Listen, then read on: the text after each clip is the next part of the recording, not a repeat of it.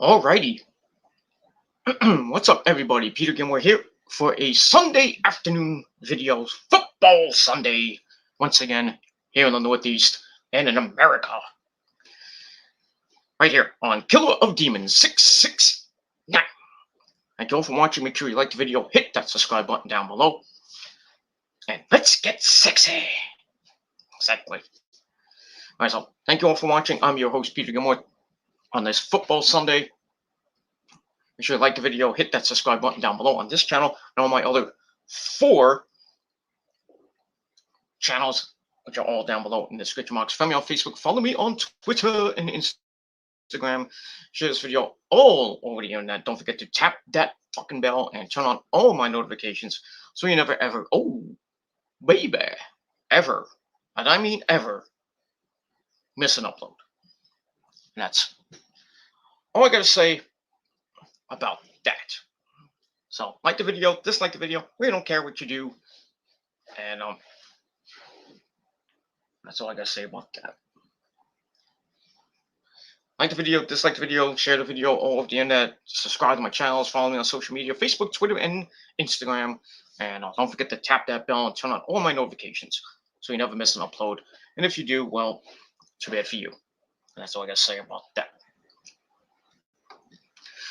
All right, ladies and gentlemen, Football Sunday once again, week number 4 in the NFL, in the league where they play for pay. Got some pretty decent games going on. I got the Jets and Giants game picture in picture because I got it like that, because I got the rich man's cable, so it is what it is. So I'm watching the Giants game on one side, and I don't have it like traditional picture in picture. I have it like side by side. So I'm watching the Giants versus the Saints on one side, and then the Giants are losing 14-10 in the fourth quarter. And on the other side, I got the Jet game because they're playing at the same goddamn time. I don't know why, but it is what it is. Jets were winning 10-9 and just scored and converted a 2-point conversion. So now it is 17-10 Titans with 13-14 to play in the fourth quarter at MetLife Stadium in Jersey, which is like an hour away from me, but don't have tickets to the Jets, so it is what it is. So save my money going to the crappy Jet game. So because parking is whatever. All right, so Jets got the ball now, just kicked off, fumble, and the looked like the Jets got it back, but not sure. That would be Jets did get it back. Okay, it was a fumble, and the Jets got it back. All right, so Jets Jets down, like I said, 17-10. Looking to go hopefully get their first win of the season. They're 0-3. Zach Wilson's had a pretty decent game so far this game. 12 for 19, 151 yards, 1 interception. What else is new? Like the last 3 weeks, he's had like 9 interceptions. So it is what it is. So that's that. In the Giants game, the Saints just scored, making it 21-19. 21-10. With just about 12 minutes left, and Giants will have the ball 1st and 10 at the 25-yard line. So, all right, so some good stuff in the NFL this week. Pass interference play on the Jet game, so 1st and 10. So some good games this week. Some good stuff. A lot of good stuff on this Football Sunday. We got the final game of the season for baseball. All the games have started right now. Well, for some odd reason, they're doing every game is at 3:00, even on the West Coast. So the final game of the year for the Mets. Not that I give 2 shits, but Noah Syndergaard is pitching his second and maybe final game for the Mets. today. He's gonna probably only pitch 1 inning, and then basically anybody else is gonna pitch. Yeah, so we'll see what happens with that. But thankfully, it is the end of the season for the Mets, and they just had a really bad season. I'll talk about it more on probably Tuesday. I'll just do a random Tuesday Terror Tuesday stream on TGC Reborn, and talk about a horrible Mets season. And well, the only good thing about today for the Mets is 179 days to opening day. So that's 6 months for you dumb people at home. So we'll see what happens. After that, I just passed by Wilson, as the Jets are at the 4-yard line right now. So yeah. No, I thought this would be a blowout, but Jets are the Jets are hanging in there. So it's first and goal for the Jets. So we'll see. This might be a nail biter for the game, even though I picked Tennessee today. It's like every New York team I pick. If it's in football, it doesn't matter. If I pick the Giants to lose, they win. But if I pick them to win, they lose. So it is what it is. Like almost like the same thing with the Jets. I pick the Jets to win, they lose. Same thing. The same goddamn thing. That's pretty much all I got to say about that. But like I said, with the Mets, this, the last game of the season, thank the Lord.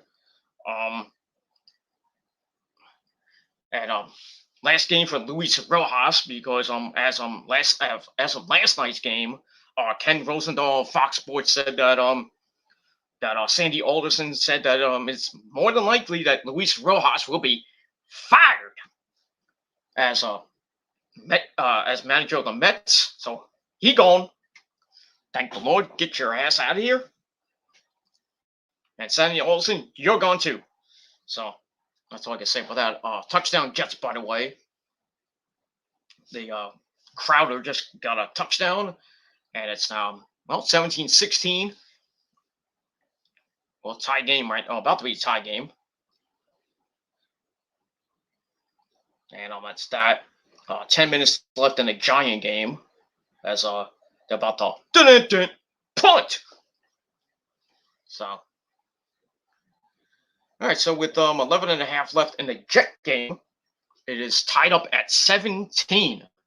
And this is probably Zach Wilson's best game of the year right now. It's only the fourth game, but he fumbled a snap and somehow still was able to get a touchdown pass. But not a touchdown pass, one before that, play before that. Sorry about that. So it is what it is. So, like I said, Zach Wilson's best game of the year, of the season. It's only his fourth game, and he's, it's a learning experience for him and the Jets, with the new coach, Robert Saleh, the guy from San Fran. But it is what it is. And speaking of the Niners, they'll be on in about a half hour.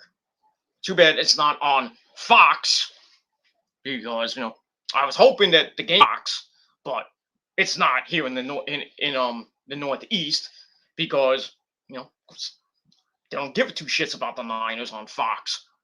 So I gotta use the old trusty phone to watch the game. So I was hoping it would be on Fox, and then I checked the guide, and it's like, is there a second game on Fox today? No. You know what's on? The WWE is on. No, not Smackdown or anything like that. They're doing a King of the Ring countdown for this Friday night, which I'll get to in a minute. They're doing a countdown to the King of the Ring tournament, which is coming back this Friday on SmackDown. And the first part of it is on SmackDown, and the second part is on on next week's Raw. So the King of the Ring tournament is back, and now they're doing a Queen of the Ring tournament, but they're not calling it the Queen of the Ring. They're calling it the Queen's Crown. So that tournament begins this Friday and then continues on next week's Raw. And then the finals or the semifinals, and I think the finals will be at Crown Jewel, October the 21st, in 18 days in Saudi Arabia. And we'll see who the king and queen of the WWE will be and who will participate in that. I think that's probably what the countdown is. Might be the participants in the tournament. We'll see what happens with that. And who, like, we'll see. Well, it kind of sucks for Shinsuke Nakamura because he is the self-proclaimed king of the WWE. But I'm hoping he's in it, actually, because he has to, it'll make no sense for him to just be the king, and then you have a new king. Like, you have two kings here. What the hell? I mean, what's the point? What's the point of having a king in the ring if you have Shinsuke Nakamura as the king? Why can't he just defend the crown? I mean, you have Horseface Charlotte as the queen of the WWE. She's not defending anything. Well, she is defending something at Crown Jewel. I'll get to that in a minute. But still, thank you for the view. It is what it is. So, I don't know who's going to be in this tournament for the women. Well, you're not going to have like Sasha, Bianca, Becky, or Charlotte. That's one thing. So it'll probably be most of the rest of the women's roster will be in this tournament. So, and maybe some people from NXT like Io. I would love Io to be in it and win it, but I don't think she will. But it's tough. Depends on who's in it. Who would win the Queen and King in the ring? But we'll see what happens with that as we get there this Friday night. Excuse me. And we had a fumble in the Giant game. Let's see. I think like the Giants fumbled and the Saints got it back, or I don't know. Whatever. All right, now we got a update in the Falcons game. Falcons just scored, making it 30-22 over the former Redskins, the Washington football team. That's the stupidest name in the world. All right, so it's 30-22 Falcons in the fourth quarter. And that's pretty much that. That's it. So, yeah, so it's getting a little bit interesting. It's only week 4, so we're not really, we don't talk about the playoffs until like we got 18 weeks, 17 games, so we're not going to really talk about the playoffs. Playoffs? I mean, playoffs? We're not going to talk about the playoffs until like maybe week 12. So about 8 to 9 weeks, we'll be talking about the playoff situation. So, but right now, we're only at week 4. So, we got a long way to go, ladies and gentlemen. Long way to go. It's only October the 3rd right now. So, all right. So I got that. All right. So we'll move on from there. And the Titans have just punted the ball to the Jets, and here he goes. Oh, nice little run by the Jets, and they got the ball. So. This might be the week the Jets actually win a game, but you never know. It's only I think it's like 8, 9 minutes, 9:16 left in the game, so still got a lot of time. So yeah, it's only 7:45 in the Giant game, so they're down by 11, and we'll see what happens with that. All right, let's not talk about football right now. I know that's all I gotta say about that. But like I said, going back to the New York Mets and everything, final game of the season, Syndergaard's pitching another 1-inning game. It is what it is. I don't know if he's coming back. He wants to come back. I don't know if the Mets are going to give him a qualifying offer for like $20-something million. He might take it because really he has no value on the free agent market.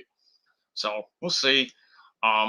Might be Conforto's last game as a Met. I hope not, but you never know. He's a free agent after today. A lot of changes for the Mets coming up after this game. Like I said, Rojas is gone. Thank the Lord. Hopefully Sandy Alderson gets kicked out too. They're going to be talking to Billy Bean of the Athletics, because they're out. So he might be the new GM or president of baseball operations or whatever it is. They might be talking to Theo Epstein as well, but we don't know whether the Red Sox are going to be after today.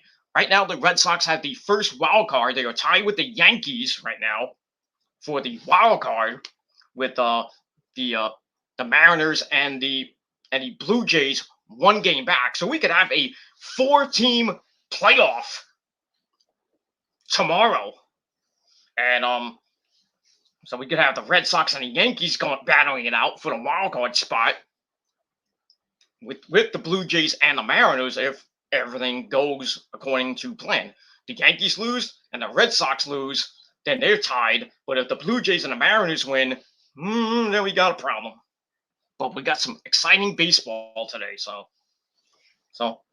we'll see what happens. We'll see what happens with all that. And speaking of the Mets, already the bottom of the first inning, Braves up 2-0. So yeah, Syndergaard, well, not having a good day. So we'll get to that in a minute. It is hot as fuck in my house right now. It's a hot day today. It's like 78 degrees right now. On a fall day. So first, actually the second official weekend of fall, and the Jets got a touchdown. Nice pass by Wilson and deep downfield, and Davis got a 53-yard touchdown from Mr.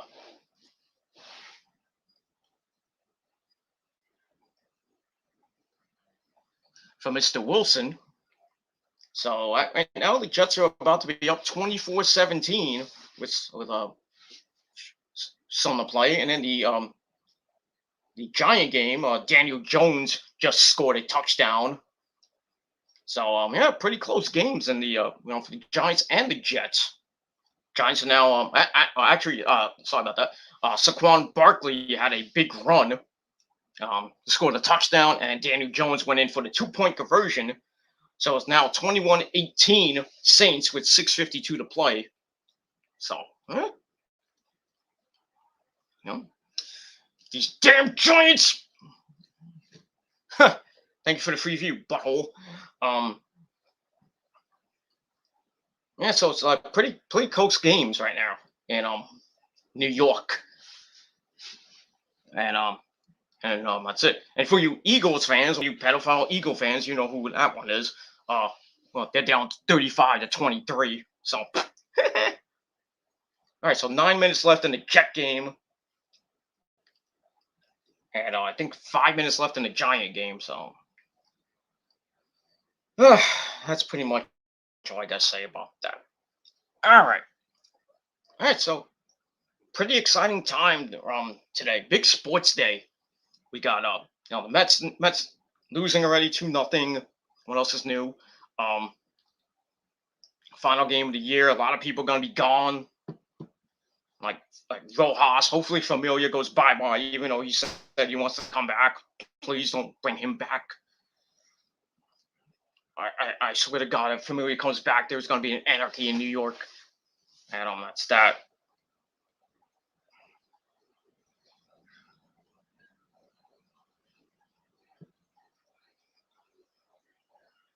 So kind of weirdness in the Met game. Guy hit a first guy hit a leadoff home run, and then there was a guy hit a single. Then the play was challenged, and the Braves scored, so it's 2-0.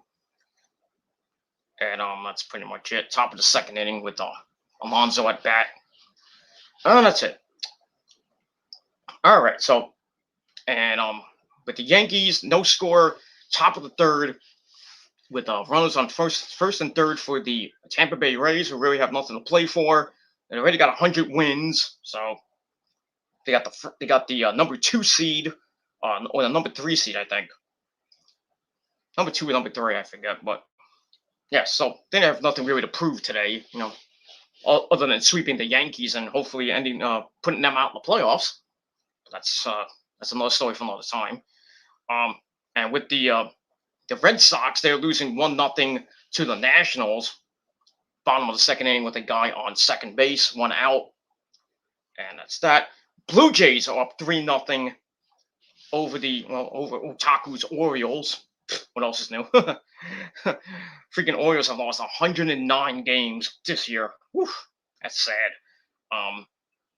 The Texas Rangers have lost 101 games. The Diamondbacks, the worst team in the league, 110 losses. Oof. And they're already losing today too. So yeah. So we got that. So the Blue Jays, right? They look to be in the driver's seat right now. Top of the second inning, 3-0 Blue Jays, and we'll see what happens with that. So I think it's all gonna come down to the Yankees and the Red Sox, and maybe the Mariners right now. Well, Yankees and Red Sox right now. So no score, like I said, with the Yankees. Red Sox are down 1-0. Blue Jays probably gonna win that game. It's already 3-0, top of the second inning. The Angels are beating the Mariners 3-0, top of the second. So that might be a problem for the Mariners. So, but it's early, so we'll see what happens with that. So we could have a 4-team playoff on Monday. So it could be the Yankees and the Red Sox. I think in Boston. I'm not sure on that. What happens if they're tied and the Red Sox I think have the advantage because they're number 4 seed, and the Yankees are number 5.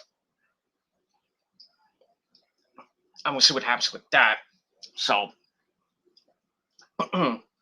so if everything goes your way, if you're a Yankee fan, you you better pray. Red Sox too, and Toronto. You're just hoping one of those teams gets knocked out.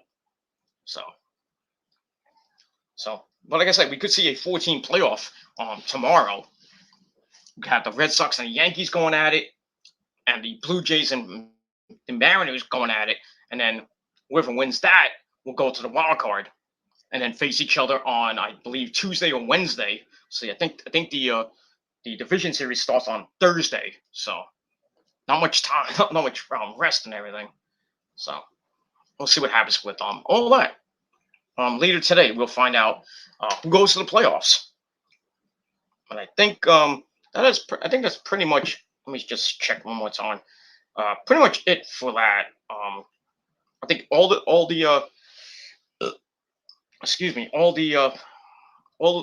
divisions are won. Let me just check the NL. Actually, the NL West might come down to the end today. Giants have a 1-game lead over the Dodgers, who have won 6 in a row. So we'll see. We'll see who wins the West, and both teams are in the playoffs, but depends on who's going to get the home field advantage and throughout the playoffs, and we'll see what happens with that. All right, let's not talk about all that shit.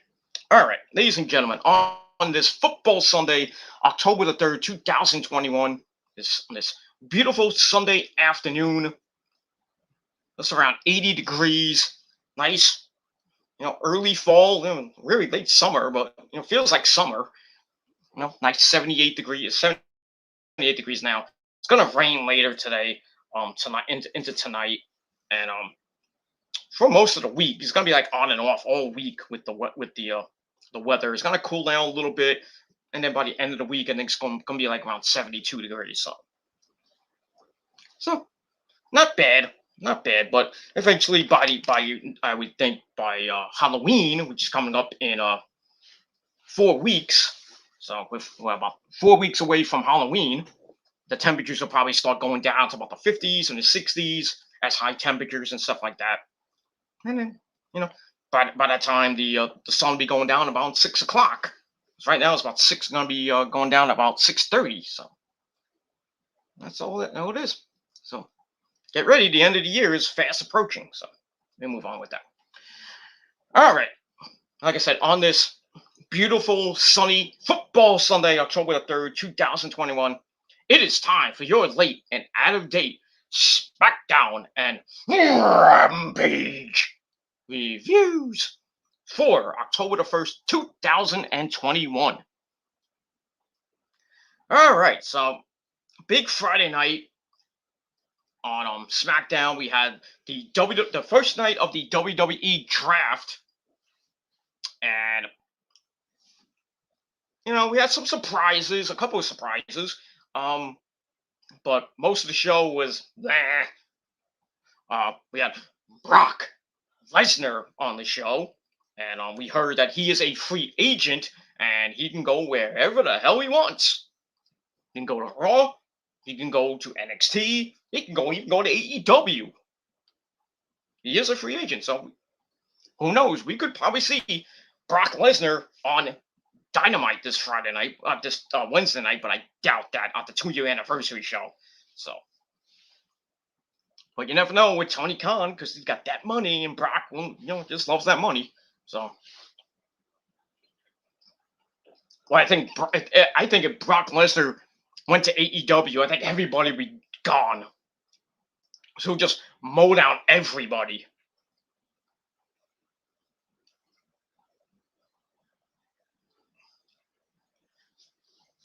And I mean everybody. The Elite, Adam Cole, Kenny Omega, Cody, Malachi Black.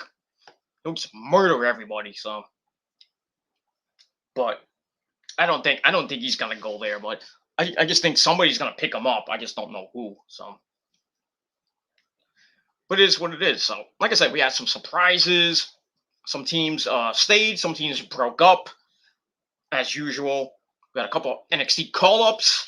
One I thought was too early. And another one, we had another one that used to be on Raw. Yeah, I just think that guy really should not be on Raw, but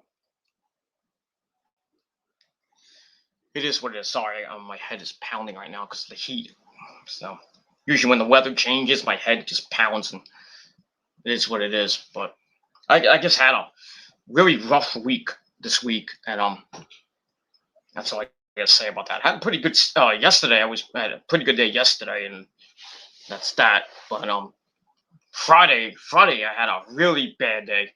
I was like basically sleepy all freaking day. I was weak. I could not move.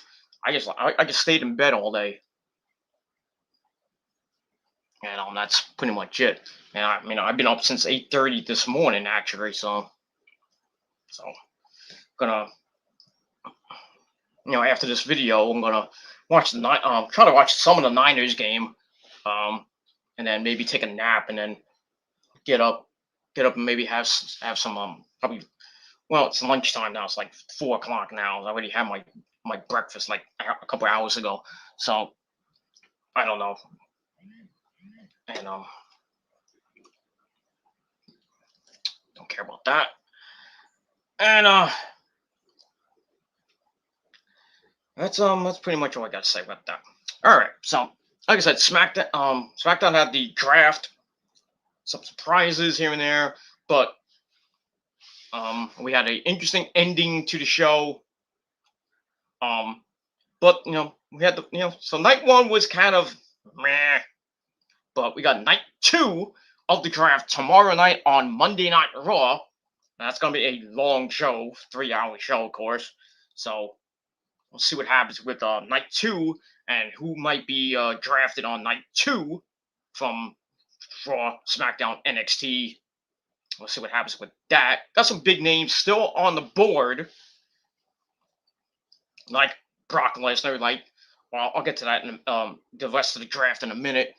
But we'll see what happens tomorrow, and that's it. But the draft does not does not go into effect until after Crown Jewel on Friday Night SmackDown, October the 22nd. So it is what it is. So championships might stay where they are, or they might change by the time we get the Crown Jewel and everything. There might be some trades in between, and all that good stuff. And that's it. All right, so we'll talk about the SmackDown after. Let's get to Rampage because that's not what I what I want to end with. I want to end with Smackdown because it's a long draft, a long process. I want to get to that. So, and by the way, thank you for the free view. That's it. Don't want to come on in? I don't give a shit. You watched. That's all I gotta say about that.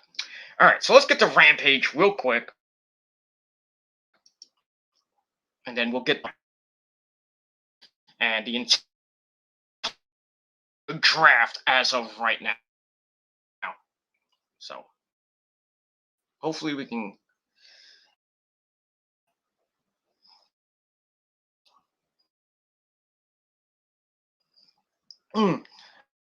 Hopefully we can get to that in a minute.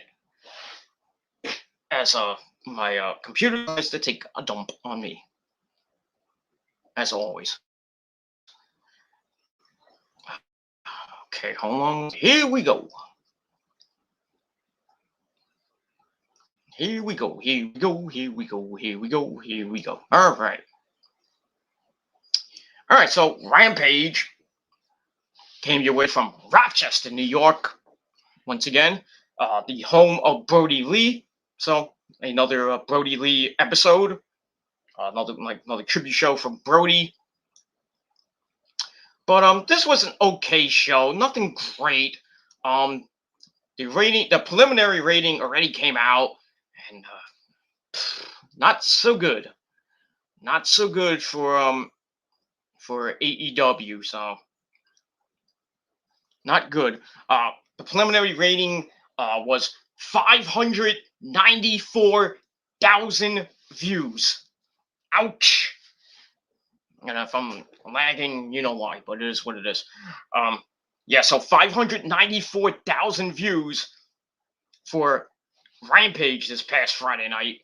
Not great. The lowest in their history right now. So in the last month or so. Almost like I said, but it's preliminary. We don't know the full rating till later. Not good. Not good for Rampage. And I said it before, and I'll say it again. They got to get off that 10 p.m. slot. They really have to get off that 10 p.m. slot. Either go to 7 o'clock on Friday night, right before, the lead into SmackDown, or they go on another night, maybe Saturday night at maybe 7 or 8 o'clock. But we'll see. We'll see what Tony Khan and company does. I don't think Tony likes the ratings right now for the B show. So I don't think Cody and company like it either, even though they're not really executive vice presidents anymore. So yeah, but not good for AEW right now. Not good. I mean, Dynamite got a 1.1, 1.12 or 1.1 something. I think I forgot it was 1.1 and all that, but Rockstar Energy Drink Punch. So we got that. So we'll see what happens with that. And then we'll move on with that. Giants are driving right now. 48 seconds left. One timeout, and they're at looks like the 35 of the Saints. And pass was incomplete. Oh, please don't do this to me. Come on, Saints, don't do this to me now. Don't freaking make me want to break something. Every time I pick the Giants to lose, you know what happens? I think it's going to happen today. The same thing with the Jets, 24-17, 3:32 left. I think the Titans have the ball. I think they do. I can't. Yeah, Titans have the ball. Well, actually, the Jets have the ball on their own 27-yard line. So, and they got a first down. First down and more for the Jets. So, we got that. And interception by the Saints. And this game is over. I think. But there's there's something on the play. Oh, it's incomplete. Okay. Look like Jones threw the ball away. And what was a forward pass. So incomplete pass, 3rd and 10 for the Giants with 42 seconds left, and Tennessee just took a timeout. So it's 3:20 with 3:20 left in the Jet game, 24-17 Jets. So we'll see what happens with that. And the Giants, 42 seconds left. They give it to Barkley. He's down to the 30. And it's 4th down, so this game might go to overtime, but we'll see. And it's come down to the kicker for the Giants, who missed a field goal earlier in the game. So Giants could have possibly been winning winning this game. Well, actually, probably won the game, but we'll see.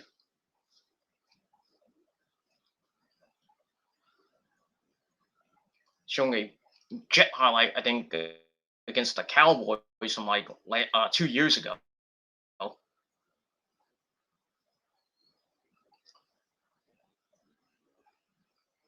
Where the Jets beat the Cowboys 24-22. And Jets have a bad record in September and October, 1-18. Ouch. So, right, here comes the kick from the Giants, and is good. All right, so it's tied up at 21 apiece, 31 seconds left in the Giant game. So I thought this, would be a blowout for the Saints, but we'll see. Like I said, 31 seconds left. And this game might go to overtime. Might not. We'll see. I don't know how many timeouts the Saints have.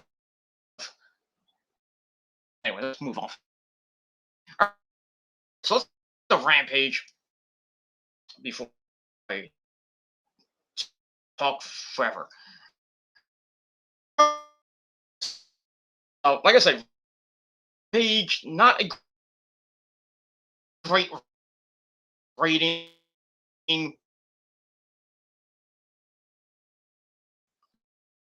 Like I said, preliminary rating 590,000 views. 594,000 views for Rampage and the free view once again. And that's all I gotta say about that with your soccer accounts. But I got that. All right. So let's begin.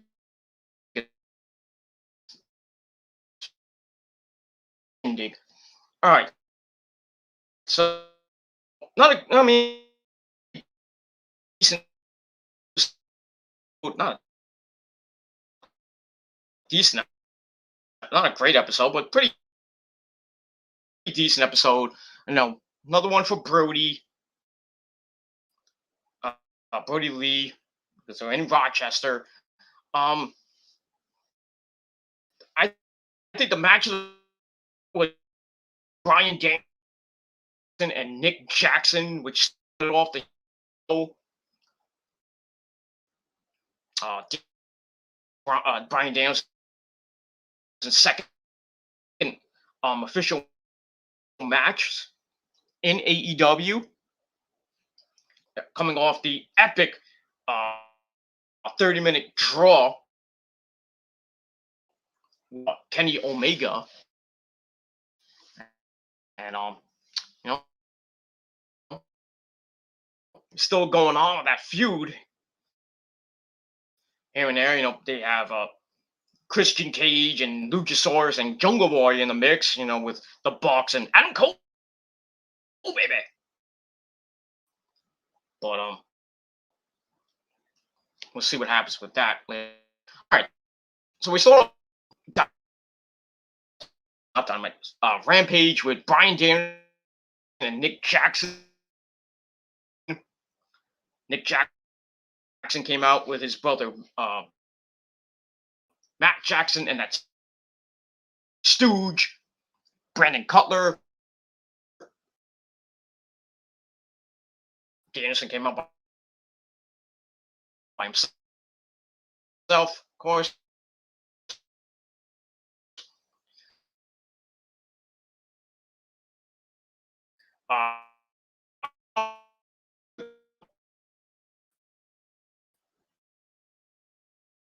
On the offense,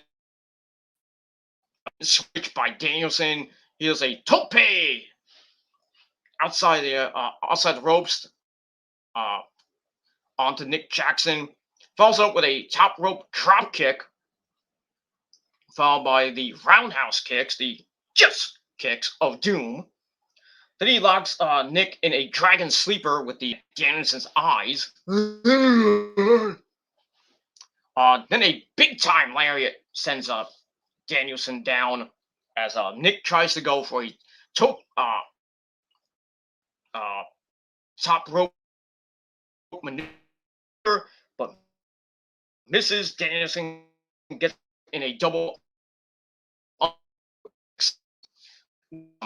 really hard elbow strikes to Nick Jackson's face. Follows up with a suplex. Goes for a pin, and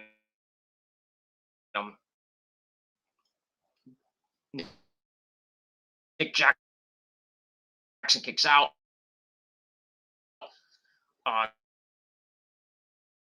Then Danielson starts focusing on arm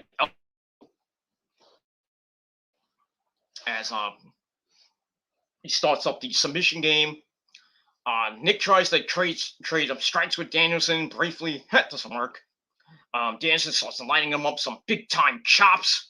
Nick comes right back with an arm drag, and then Matt Jackson the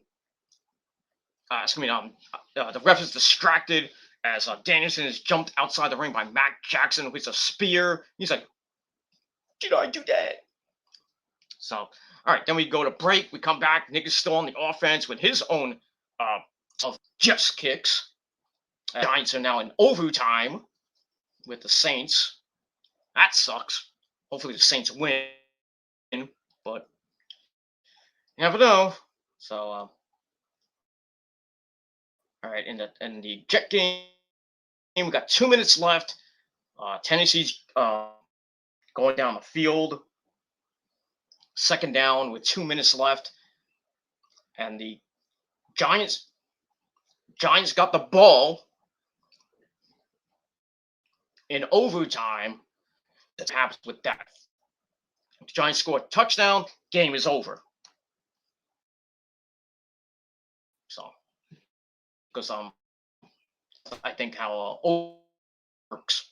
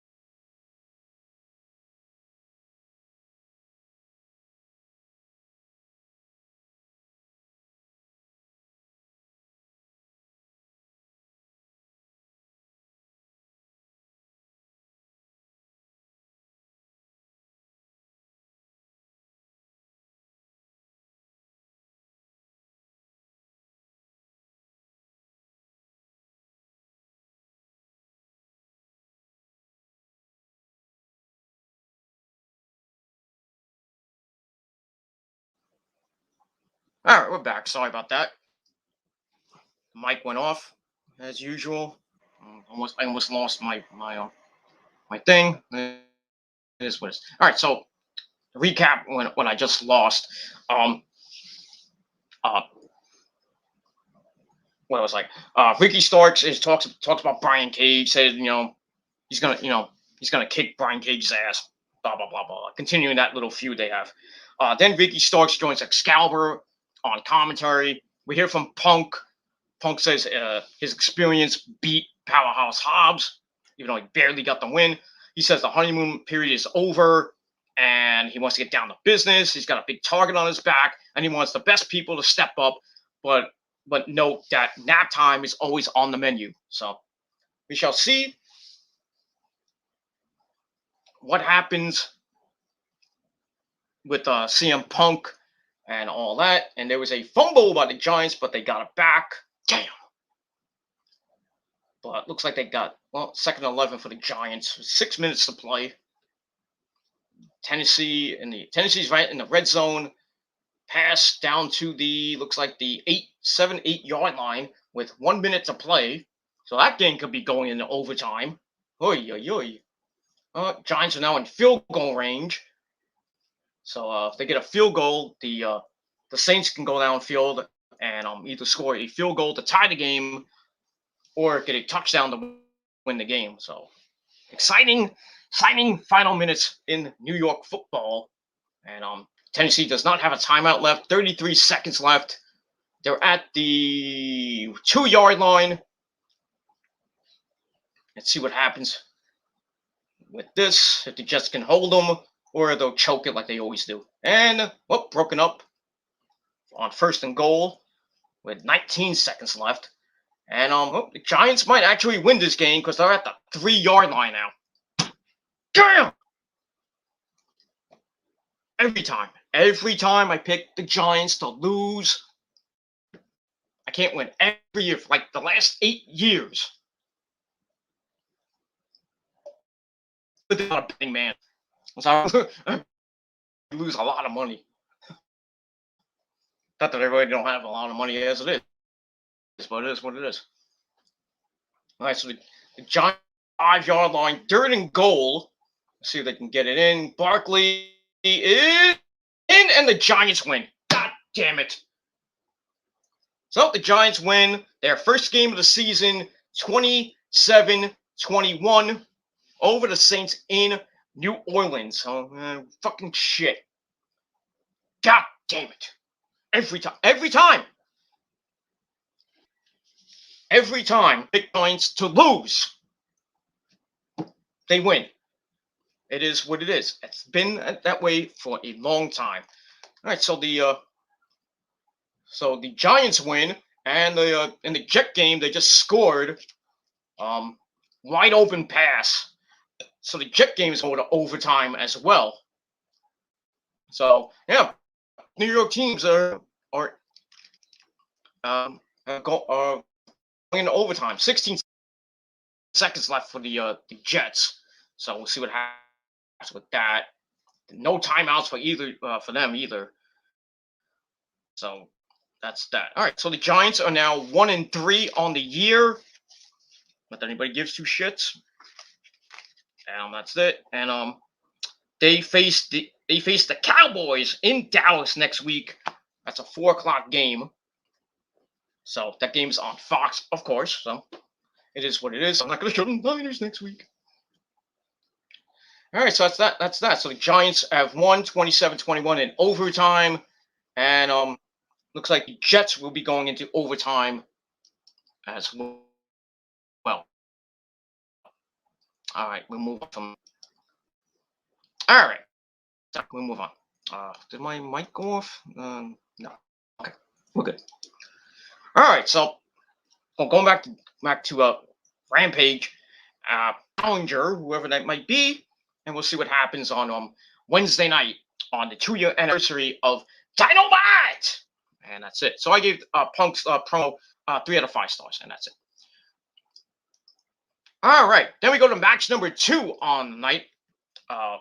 Triple threat match in the women's division, no disqualification match. We had we had that bitch Jade Cargill, the native beast Nyla Rose, and Thunder Rosa. Well, not that Rosa, but Thunder Rosa. In a triple threat match, we had Vicky Guerrero, excuse me, at ringside, along with Smart Mark Sterling. And that's that. Uh, Not a great match, but it was what it was. But the one person I wanted to win got the win, and she's still undefeated. Let's say what, and that is Jade Cargill, as she picked up the win. So, but let's get into the match. Thunder Rosa kicks it off by delivering some kicks to both women, and then Nyla joins in. Nyla and Thunder Rosa start beating the crap out of each other. Thunder Rosa tries to do a diving cross body block. What happened? My phone just went off. Oh, okay. Mets are down 4-0, bottom on the third. Nobody cares. Nobody cares. And we got that. So we got that. It's overtime in the Jet game. Then now they're showing the Redskins, the Washington football team, and the Falcons. It's 34-30. I think the Falcons have the ball right now. No, actually the Redskins just scored to go for 2 and they failed. So 33 seconds left. 34-30 Redskins. I don't want to keep saying the Redskins. I just can't stand the Washington football team. It is just freaking horrible. So, and the Falcons are horrible too. So, no, I lost that game. So, it is what it is. Now it's 5-0 Braves. So that game is over. So the Mets lost today. So it is what it is. So the Mets end their season 75-87, I believe. Let me just check that. I think it's 75 and 87. No, I take that back. 77 and 85. Not what I wanted. I wanted 80, 89 wins. But as we all know, the second half of the season, they fucking say, we don't want to play no more. And that's all I gotta say about that. And let's quickly check the Yankees. No score, top of the 5th. With 2 out. Well, not so good in Red Sox land. 2-0 Nationals. That game's in the top of the 4th inning. Blue Jays just annihilating the Orioles 9-1, bottom of the 3rd inning. Bases loaded, 2 out. So it looks like the Blue Jays could get in as a second wild card if the Red Sox game holds up. The Yankees lose, so we'll see. With the Mariners 4-2, Angels top of the 3rd. So we'll see. Let's see if the Yankees they either choke or they somehow get in by the skin of their teeth with the help of the Nationals and the Angels. So right now, if you're a Toronto Blue Jays fan, you're hoping one of those teams loses. So the Yankees can lose and still get in the wild card. And it might be a 3-team playoff. I don't know how that would work. I think I think the Red Sox will get the first wild card because they have the 4th seed. So it might be the Yankees and the Blue Jays tomorrow. I think in Yankee Stadium. So a lot of good stuff, man. A lot of good stuff. Like this shit. This is good stuff. And that's all I gotta say about that. Move on. All right, so I'm about to say Titans just won. No, but I was just a highlight of them getting the touchdown. All right, so 1st and 10 for the Jets at the 25 in a 10-minute overtime period, not 15 like we used to get. So we'll see what happens with that. And that's all I guess. That's all I gotta say. about that. All right, so let's get back to keep going back and forth. You don't like it? Fuck you. And that's it. All right, so this match between Jade Cargill and Thunder Rosa, like I said, pretty decent match. So Rosa tries to do a diving crossbody on Nyla. That doesn't work, and Nyla slams the can, goes for the pin, and then Jade and Nyla start smack talking. Hey, I'm the bitch. Then they start going back and big pump kick, lays out Nyla, followed by clothesline, and then Thunder Rosa comes back with a kind of missile drop kick. Excuse me, laying out Jade Cargill. As we're going to come back, Thunder Rosa connects all the drop kick on Jade. Then she takes out the hardware. Well, some of the hardware, as you can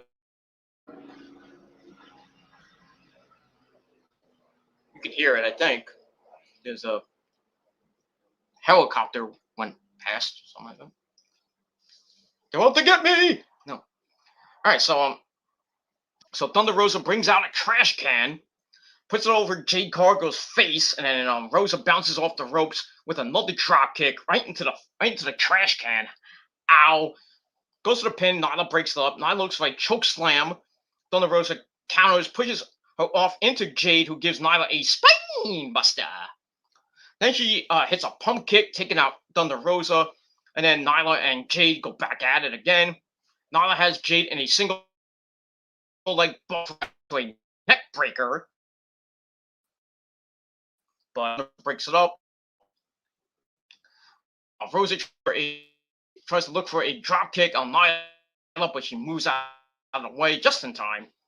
And then both women on the top turnbuckle. Nyla rose as Nyla was looking for a maneuver. Thunder Rosa counters and sends Nyla crashing on her. It's like, oh, that was a sick spot. Tries to bring Nyla in, but can't get her fat ass in the ring.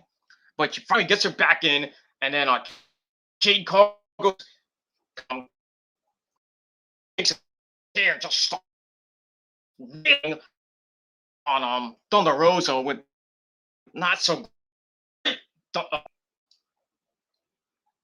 great chair shots to the back. Then she bends the chair big time as she goes for the cover and somehow gets the win.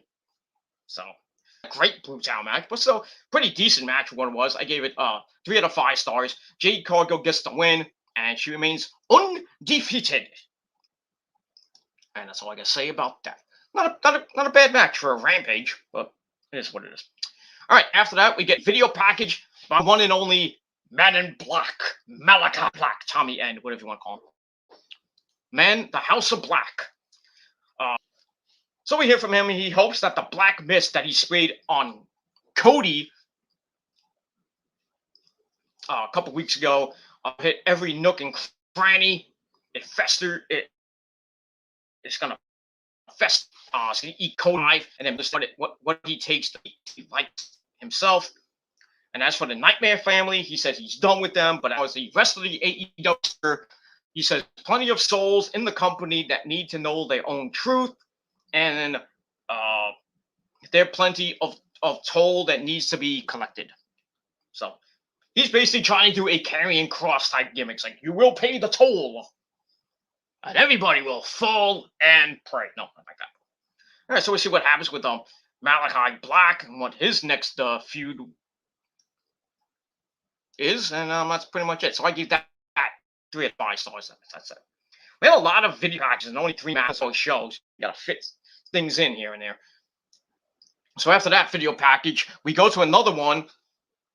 This time showing the new TNT champion Rivera, and basically what we saw after on Road to the Top, that Cody and Brandy show that sucks. Where we saw Sammy challenge Bobby Fish to come through the Forbidden Door and get his butt kicked. And we saw that. So we're gonna see Bobby Fish and Sammy this Wednesday night on the Dynamite Anniversary Show for the TNT title, and that's it. So that's just a hype promo for that match, and that's it. So I gave that 2.5 out of 5 stars.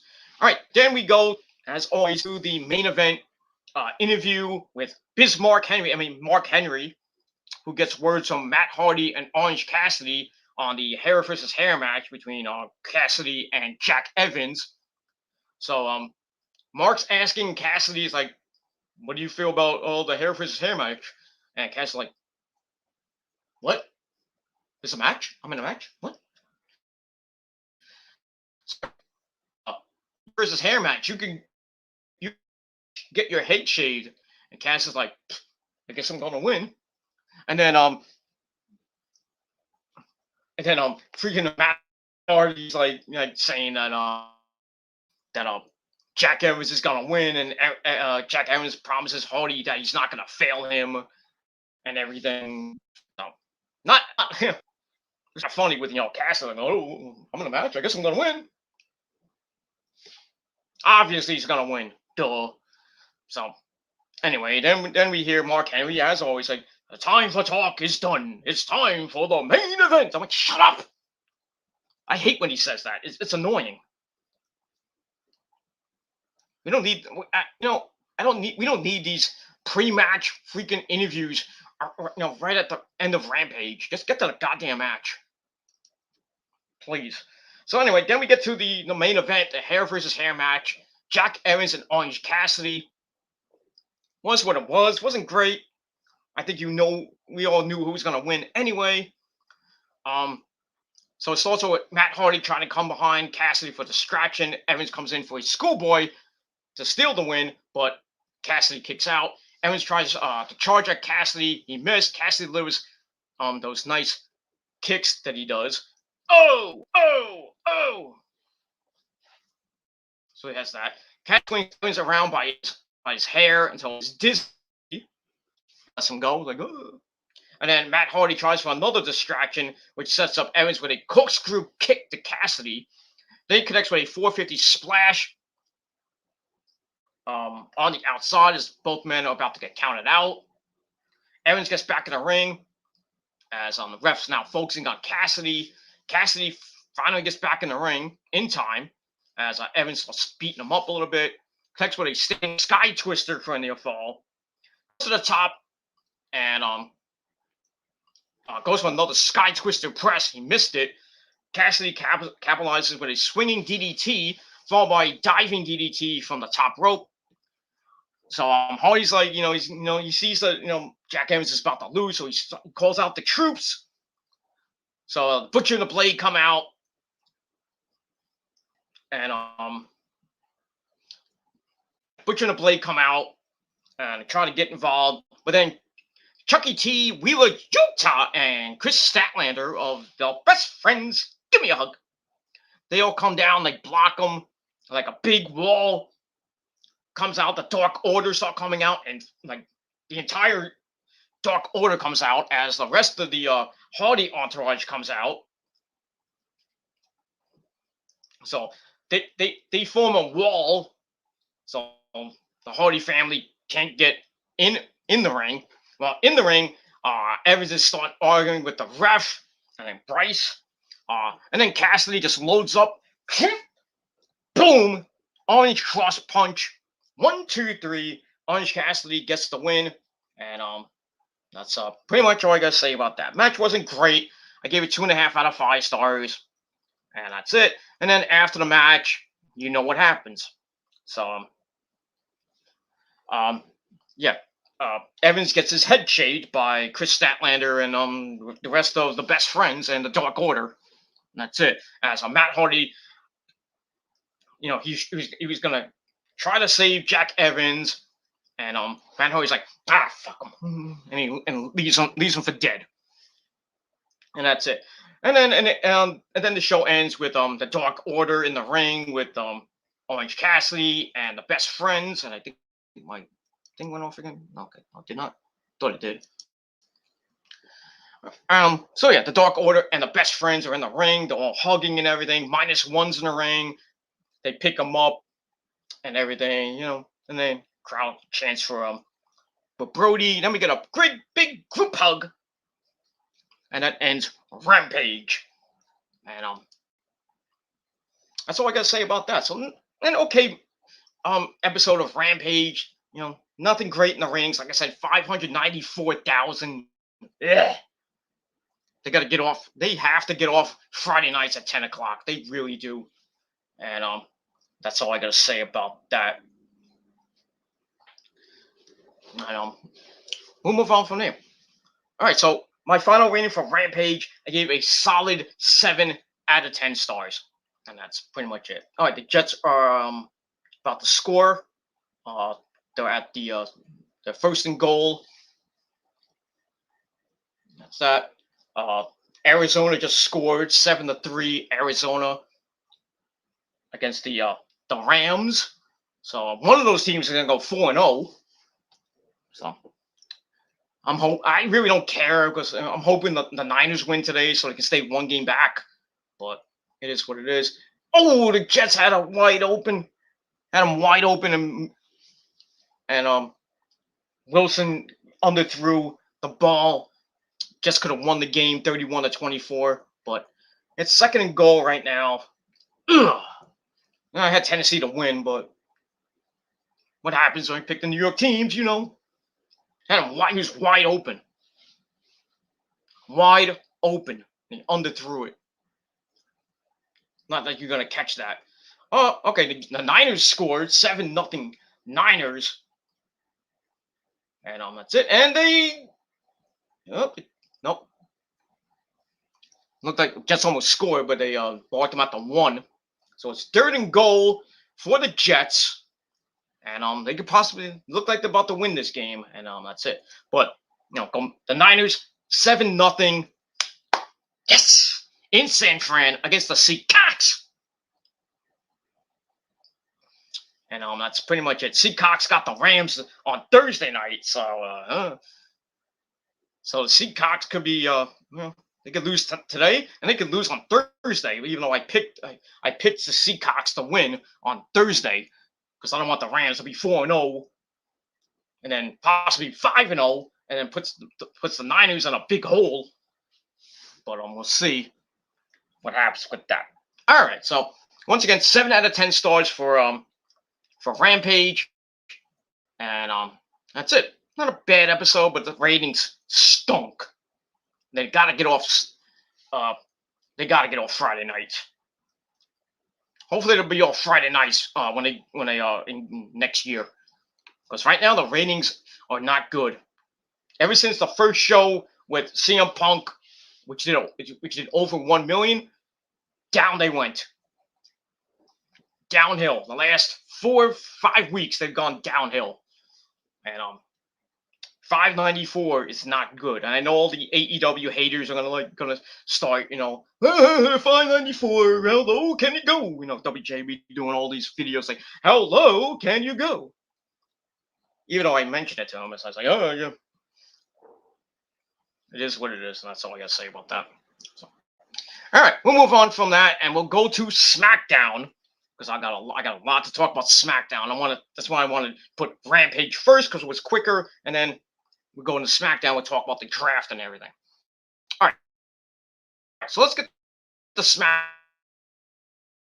SmackDown really quickly. Hopefully, I don't lose my my spot on my notes and everything. But knowing my computer the way it is, it will. And now,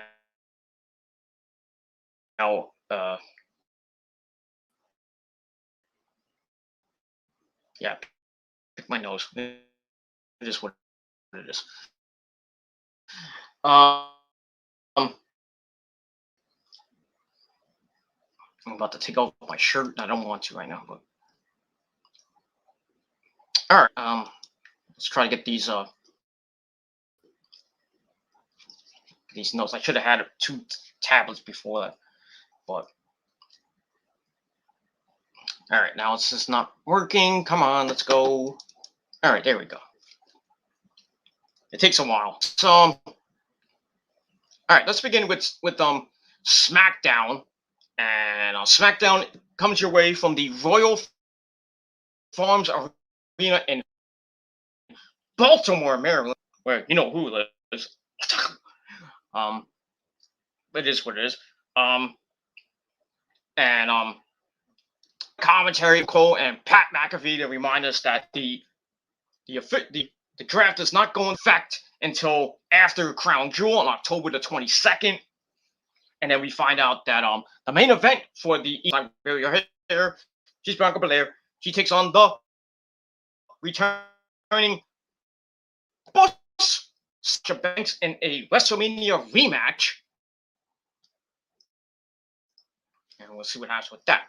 But first, before the action starts, we get the Authority. They come out. Adam Pearce and Sonya Deville. They come out to start the draft. And our first round of picks begin. All right, so SmackDown starts, and no brainer with the first pick. They pick Roman Reigns, our chief. So he stays on SmackDown. He's gonna stay on SmackDown. There's no way. Makes no sense. Raw. It is what it is. That's that. So we had that. All right, Jets just scored a field goal. So 27-24 with 4.5 to play. So 10 go down the field. They get a touchdown. Get a field goal up and we get a tie, which kind of sucks for me, but it is what it is.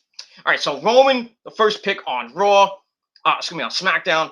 Raw gets their first pick, and they pick Big E, the WWE champion. So it looks like, well, we mentioned months ago that Big E was gonna go to Raw in the draft. So there you go. So that's what it might look like when the rosters actually become official after Crown Jewel. So it looks like Roman will be on SmackDown, Big E will be on Raw, and that's that. All right, then SmackDown gets their second pick, and surprisingly, it's the Raw Women's Champion, Horseface Charlotte Flair. So now SmackDown has Becky Lynch as the SmackDown Women's Champion. Now you got the Raw Women's Champion, so you got the Women's Championship on the same goddamn show, which makes no sense to me. Unless Charlotte by the pay-per-view. And I'll get to that. Becky's defending against Sasha and Bianca in a triple threat match. So SmackDown might have SmackDown and Raw might have both belts. Who knows? But I'll get to that later. Raw roster that she got drafted to Raw. All right, so the first round, SmackDown gets Roman Reigns and Horseface Charlotte Flair. Raw gets Big E and Bianca Belair. So, all right, so Bianca, the Raw roster.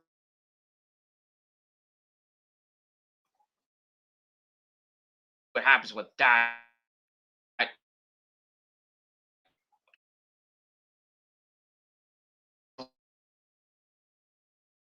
Roster is great, and that's all I got to say.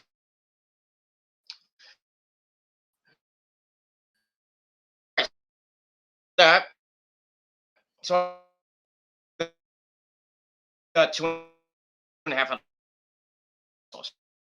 All right, then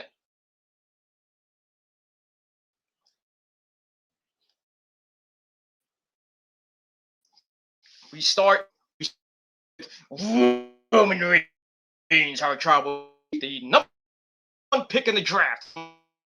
With my name is Paul Heyman. It takes him a long time to get to the ring. We get a video recap of him beating Finn Balor from the pay-per-view Extreme Rules. What happened with that? You know, the rope breaking and hits the spear. 1, 2, 3. Retains the title. All right, so Rowan finally gets in the ring, starts posing with the title, and pyro goes off, and you know what it is. So finally gets the mic, and he quotes the back of his shirt saying, "We the ones," because he's the number one pick. So he tells Baltimore, "Acknowledge me." So the fans go completely nuts. Like, Roman, yeah, Roman. Surprisingly, he's the monster getting monster pop from the crowd. Go figure that one out. So Baltimore acknowledges him like you have to acknowledge me on here. So Heyman gets on the mic and says the crowd will surprise him coming from an arena full of Baltimoreans, so get the cheap heat, or anyone who has a number one defeated after the Exorcist, Roman Reigns, defeated him. But like circling the island of relevancy, Roman only looks forward, and now he's for Crown Jewel, where he which will not be held in Suplex City because the Beast. So we go from Exorcist to Suplexorcist. Not a bad choice. He will remain the Universal Champion, and he will smash Brock Lesnar. And on cue, Lesnar comes out in a nice flannel. He goes around the ring, stalking Roman. Roman keeps his eyes right on him. Eventually, Lesnar gets in the ring. The face, a little bit of trash talking begins, and then they start going at it. The fans going nuts. Roman wins the battle early, but Lesnar then drops him with a German suplex. Then he gets the one, and then the Usos come out. And what happens? The Usos, they get taken to suplex once again. And then leaves the ring, and he stares down Brock from ringside. So Lesnar's like, "Get in here!" And Roman thinks about it a little bit, gets on the apron, and he's like, "Nah, fuck him." He said, fuck my cousins. I'm out of here. So that leads to they're hitting the F5 on Jimmy. Then he gives one to Jay for good measure. And then that's it. And he just leaves, and he's like, "Dancey, I'm in the ring." So that's that. All right, so pretty good for the opener, and I gave that 3.5 out of 5. And Roman over the next couple weeks, and I'm leading up to Crown Jewel for the Universal title, and where Paul Heyman's allegiance will lead to. Does he scrap to Brock, or does he screw Brock and stay with Roman? And we'll see what happens with that. And we'll move on. Okay. All right. After that, we use the newest member of the Smackdown women's roster, Horseface Charlotte. Say my name right. I'm the number one pick. Kayla has like, "You're number one pick." Blah blah blah. Nothing out of the ordinary from Horseface Charlotte. Basically said the Queen, woo, and leaves. So I gave that 2 out of 5 stars. Thanks for coming. Quick and to say about that.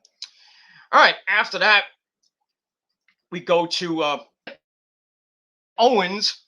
Soon to be Owens. He takes on Happy Snow Corbin, with his new associate, Madcap Riddick Moss. Stupid name.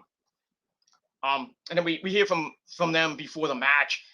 Basically, like, Corbin picked him because he's a very joke, and Moss is like, joke, and Hogan's like, it's funny.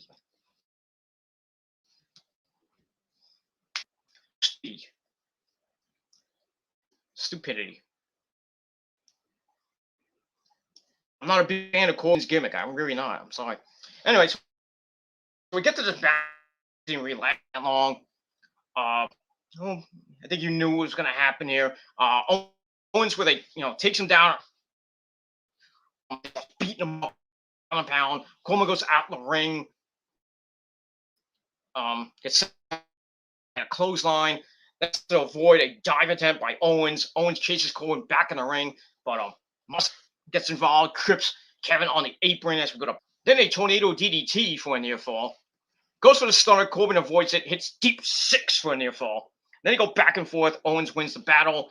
Hits a super kick on another super kick. Then he hits the cannonball in the corner. Gets a near fall out of that. Goes up top, but then climbs down as Coleman gets out of the ring. Then they go out in the ring. Once again, Riddick Moss backs Owens, which allows Corbin to hit Happy Days. Yeah, Happy Days. Really? Hits it on the floor. Then back in the ring, Moss like, do it again. Happy Corbin gets the win over Kevin Owens, and the goodbye Kevin Owens continues on. You know, we have to wait another. So I think they're giving Kevin Owens the Dean Ambrose Spanish Archer. You know how when he was about to go to AEW, his contract was you know, my mother was lost. Get out of here! You know, he hates midgets. I hate midgets too, but it is what it is. So yeah, so Corbin hits hits Happy Days. Really, WWE, you gave him a fucking move named after one of my favorite shows of all time. What's next? He's gonna have a female manager, and then some guy comes out in a leather suit, like, you know, goes, "Eee!" His name is Fonzie. Eee! Then you got Richie Cunningham. Morons. So Happy Corbin win. I don't give a shit. And I gave the match 2.25 out of 5 stars. And that's pretty much all I got to say about that. Fuck Happy Corbin. Fuck Riddick Moss. And, yeah. Just release. Just like, if I was Kevin Owens, you know, he's like, oh, I had a bad Friday night, but I was at the Guns N' Roses concert. Why not? I think that was a concert that Wolfgang Van Halen was singing. Take me down to the paradise city where the grass is green and the girls are horny. I mean, pity. So that's that. Play guitar and everything. That's that. And that's it. Former Van Halen, David Lee Roth, our good friend, David Lee Roth. I mean, David Roth has announced that he's going to retire from singing. Going to retire as of January 2022. So not so good for Diamond David Lee Roth. So we can't get a Van Halen reunion because we all know Eddie Van Halen. It is what it is. And so yeah, for all those people that want a Van Halen reunion, can't replace Eddie Van Halen unless you put Wolfgang on guitar, and then you put you know, Michael Anthony back on bass. And then you have Sammy Hagar on lead vocals, and you have Van Hagar come back, but I doubt that's ever going to happen. I don't even think Wolfgang would want that. I wouldn't. Much as I love Van Hagar more than I love Diamond David Lee Roth, you know what I mean? I love the Van Hagar stuff, before, you know, I love the Van Hagar version of Van Halen, you know, a little bit more than Diamond David Lee Roth, but it is what it is. As long as it's not Gary Sharon. Don't get me started with that. Holy crap. All right, so 19 seconds left in the Jet game. And this might actually end in a tie. Because it's 4th and 10. I don't know where the Titans are. I think they were in field goal range. So, yeah, they're bringing out the kicker. Let's see what happens here. All right, I'm going to take a little break from the Smackdown review. And we'll see what happens. Titans already have 3 field goals on the day. It's gonna be a 49-yard field goal to possibly make this a tie game and possibly end in a tie. And the kick is up, and it is no good. The Jets win. Robert Saley's first win as a Jet coach. The fans go nuts. So the Giants and the Jets both win in overtime. So I lost that game. I lost both games today. I lost the Giant game. I And they lost the goddamn Jets game. Oy, oy, oy. What exciting games. I just got to point that out. Exciting games today. So, yeah. So, the Jets, well, they get their first win of the year. They're 1-3. And, good game, though. Good game by the Jets. And that's all I got to say about that. All right, so like I said, the Jets go to 1-3. The Giants are 1-3. The Giants got the Cowboys next Sunday at 4:00 on Channel 5.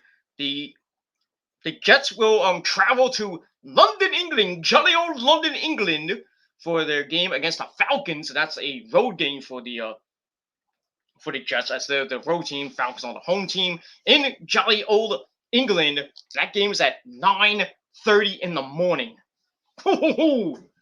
Who's gonna wake up at 9:30 in the morning and watch the Jet game? Not this guy. I don't think I'm gonna be able to get up at 9:00 in the morning just to watch the goddamn Jet game on the NFL Network. Not gonna be on Channel 2.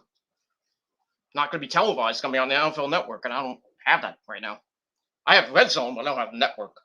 So go figure that one out. All right, so yeah, Jets Giants. We're done. Actually, what I should do is, since the Niner game is not on today, I don't know, because stupid WWE King of the Ring thing is happening. So I turned off picture in picture because both games are done. So I don't know if they're still doing the post show and then going right into that WWE stupid thing. So I don't know what's happening right now with that. But yeah, like I said, Jets Giants win today. The Mets are getting their butts kicked, and that's that. And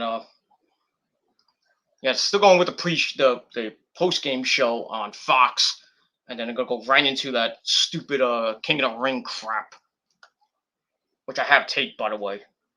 Why did I tape the Steelers game? I didn't tape that. The Steelers and the Packers and Packers. Packers are winning that game, by the way.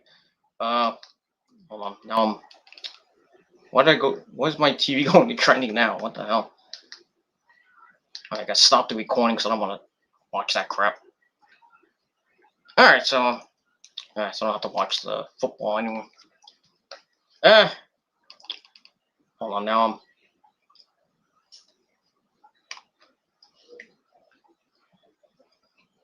all right, so like I said, the Jets, they're just showing the Jet highlights and them winning in overtime. Everybody's happy. And that's I gotta say about that. So Robert Saleh, the guru of the 49ers, gets his first win as head coach, and everybody's happy. And everybody thought that the Jets were gonna go 0-5.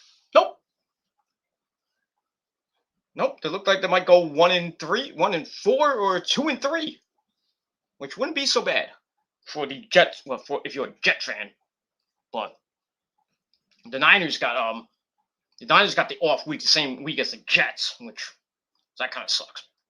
So no, October 17th, no Jets, no Giants. Actually, take that back.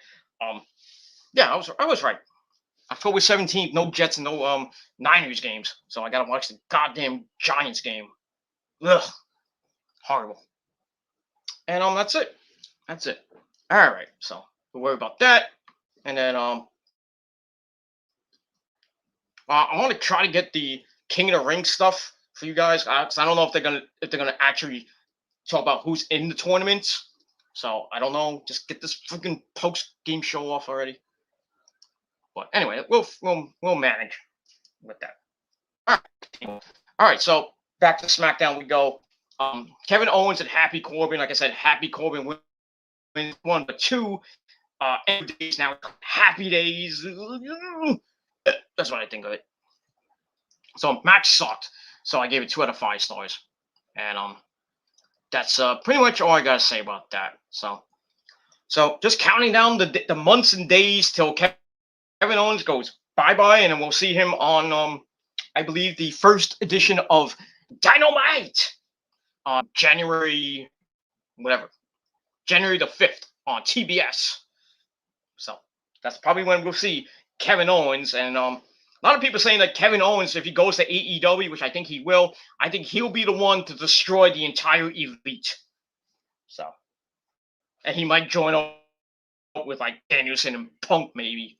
So kind of a little bit of a Ring of Honor type thing. Ring of Honor guys. So maybe with like a skunk type of thing. I don't know if Kevin comes in as a face or a heel. I hope he comes in as a heel, but that's just my opinion. All right, so now let's talk about the Arizona Rams game. Arizona 14-10. All right, we got some Niners highlights. Ha ha! Yes, the Niners, baby. All right, Garoppolo back to pass. Goes deep to what was that? Like Ross Welly, their tight ends, I think.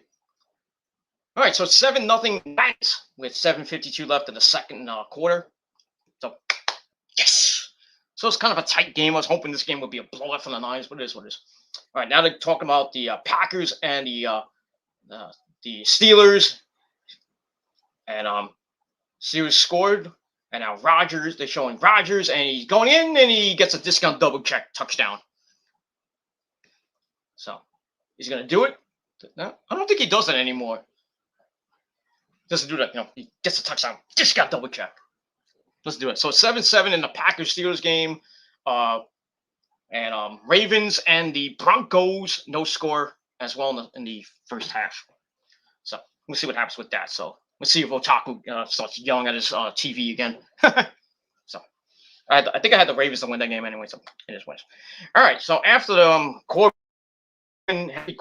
Owens, and Owens going to AEW, basically got drafted to AEW in a couple months. That's all I got to say. It's getting really hot in here. That's because I'm on. It is what it is. All right, after that, we get a video recap of Becky Lynch and Bianca Belair from Extreme Rules, which basically ended in a no contest as the return of the boss, Sasha Banks, taking both Becky and Bianca out. And we'll see what happens with them in the main event. And that's it. And then we go to break. So I get 2 out of 5 stars. All right. After that, we go to round 2 of the draft. And SmackDown's first pick is the Scottish Warrior, Drew McIntyre. So finally, Drew goes from Raw to SmackDown, which one of us reported months ago.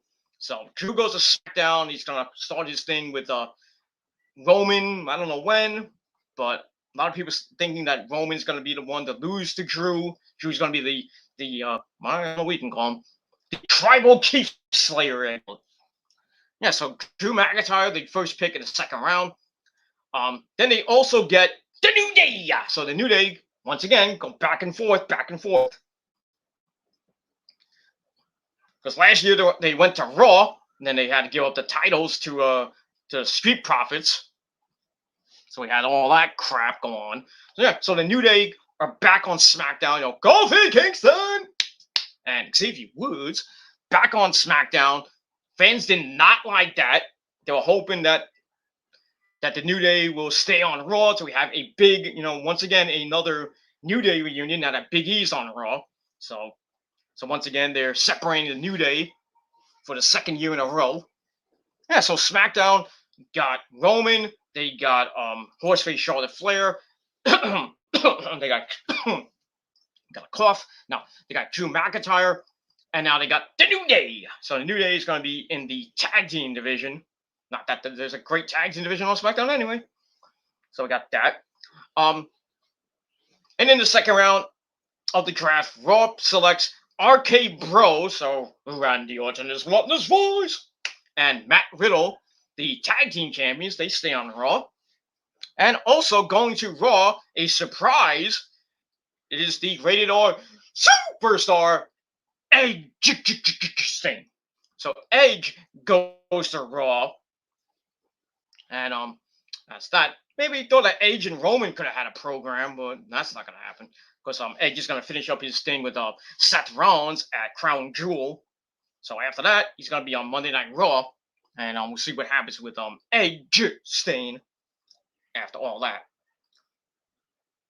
All right, now I'm on Fox right now. I'm going now the King of the Ring countdown shit thing, whatever it is on Fox is on now. They talk about all the kings and everything. King Owen Hart, the late great Owen Hart, is shown. Harley Race, the first King of the Ring. Macho King Randy Savage, ooh yeah, Macho King, yeah. Bret the Shitman Hart. Of course, Stone Cold Steve Austin, you know, with his thing. Triple H, Kurt Angle, former King of the Ring, if you didn't know that by now. Edge, King of the Ring. I didn't know Edge was King of the Ring. As always, Booker, Brock Lesnar, Sheamus, King Corbin, Hacksaw Jim Duggan, who's the second King of the Ring. Wade Barrett, King Haku. Lots of King of the Rings back in the day, but they're bringing it back. Also, William Regal as well. So this is just it's just the King of the Ring countdown, not the Queen's Crown, which is coming up later. And now they're showing Don Morocco for some odd reason, and T Santana. They're showing a lot of old school guys: Bret Hart, Stone Cold, Kurt Angle, Wade Barrett, William Regal, of course, King Booker. Yeah, they're just going back and forth with the. Oh, this is a. Oh, okay. I thought it was a tournament type of thing. This is the top 10 King of the Ring tournament. I guess top 10 Kings of the Ring or something like that. Countdown. Number 10 is King Corbin. A 2-year freaking reign that he had. Oh, good lord, I don't even want to watch this shit. Goodbye. Go fuck yourself, WWE. Not watching that shit. Don't watch that shit on Fox, please. Just turn your TV off. I think number one has to be. I think the one King of the Ring. I would. That's tough. So I would have to put. I have to put either Harley Grace or. Damn. Who could be number one of the top Kings of the Ring? You go with the first King of the Ring, Harley Grace? Or do you go with Stone Cold? I mean, or the Macho Man. He has to be in the top 5. At least. You got to put the Macho Man Macho King Randy Savage with the lovely Queen Sherry Martel. Dig it! You know? So you got to put Savage at least in the top 5. Austin's got to be in the top 5. I think Owen Hart, maybe Bret Hart in there. I have to put Harley Race as the number 1 king of the WWE. You have to put him up there. That's all I got to say about that. All right, so it's just a countdown of the top 10 Kings of the Ring. So what a waste of time that was. You don't put the Niners game on. You have to put the freaking King of the Ring countdown on. Stupid Fox. Stupid. Just utterly fucking stupid. To take a great game like the Niners and the Seacocks, you put on stupidity from the WWE. Go figure that one out. Ah, boy. All right, we move on. All right, so once again, the second round of the draft, SmackDown gets Drew McIntyre and The New Day, and Raw gets RK Bro, the Raw Tag Team Champions, and the Rated R Superstar Edge. So we'll see what happens with all of that, and that's all I gotta say about that. So not a bad round. SmackDown got Drew, which he should have been on SmackDown last year, but now he finally goes to SmackDown. Now Roman has a few challengers coming his way. It is what it is. But Drew, I think he's going to be main. Well, after he gets done with probably The Rock going into WrestleMania, I think after that it'll be Drew McIntyre. So we'll see. I think Roman's going to hold that belt for like at least. I think past WrestleMania, and Drew somehow gets it by between and maybe SummerSlam, which a lot of people are saying that SummerSlam is going to be in the UK next year. So we're going to get a week, 20 years later, SummerSlam comes back to the UK. But, being in the UK, we get that pay-per-view in like the afternoon, like a 1 o'clock. I would think it'd probably be at 3 or 4 o'clock because, it's in the UK and they got to tape everything. And then Raw will be the next night in the UK. So that's Raw's going to be taped the next night. So we'll get that. And we'll move on from there. All right. So that's the second round of the draft. All right. After that, we go to Kayla. She interviews the newest member of SmackDown, Drew McIntyre, and his big sword, Angela. Not that sword. So anyway, Drew's excited to be on SmackDown. He's proud of what he did on Raw during the pandemic and all that stuff, where he basically blah blah blah. Then he starts talking about Smack. He started off on SmackDown in his 20s, being the chosen one, and how they fucked that up, and how he was not, he had his time in his 90s SmackDown, blah blah blah. So he says that there's a dark cloud hanging over SmackDown in the form of Roman Reigns. And Drew said, "I'm here to take the Universal from Roman. Probably won't be till next year." And that's all I got to say about that. Decent promo from Drew, and I gave that 2.5 out of 5 stars. All right. After that, we go to a very controversial, the rated R superstar, and it's going to be on Raw on October the 25th. Might have to, it is what it is. By the way, if you tune in, the draft does not take effect until October the 22nd. So there could be trades then, trades maybe after. So we'll see what happens with that. All right, so Edge getting stomped a couple of weeks ago in Madison Square Garden, then him getting stretchered out of Madison Square Garden, and then Rollins demanding that Edge show up to SmackDown, and if he doesn't, then Rollins is gonna beat him down in front of his family and all that shit. So Edge comes out, So Edge comes out, the fan gave him a humongous pop, of course. He says, "That's my job. That's my job. Get the big pop and everything." He's like, "That's why wrestling is the best job in the world." Not really, but it is what it is. Anyway, Edge says that it occurs to him that the only current talent was on the very first episode of SmackDown way back when. And he's always felt that SmackDown was his home. And now he's going to Raw. The fans don't like it. And he's like, "Oh, no, don't boo me." So he's like, I'm gonna tackle the challenge. So then he starts talking about Rollins and how Rollins challenged him every week since then, because Rollins knows Edge isn't cleared. But so Edge is the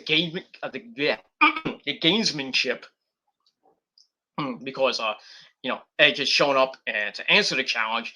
He says he's on his way back to being 100%, being medically cleared. He tells Rollins to come out here and basically extract, him saying that, "Oh, you're the best, you're gonna Edge," and stuff like that. He says, "Come out here and extract those words from my mouth, basically, and get in this ring." Blah blah blah blah blah blah blah blah. Where was I? Yeah. Excuse me. All right, so he tells Rollins to get out here and extract those words about superiority from my mouth. And then we see Rollins on the Tron, but we don't know where he is, and he's like, "Oh, hey, just showed up, but I'm not here." You know, says he's like, Edge won't say what's going on outside. I hear things outside. I don't know what it is. Somebody's neighbor doing something outside.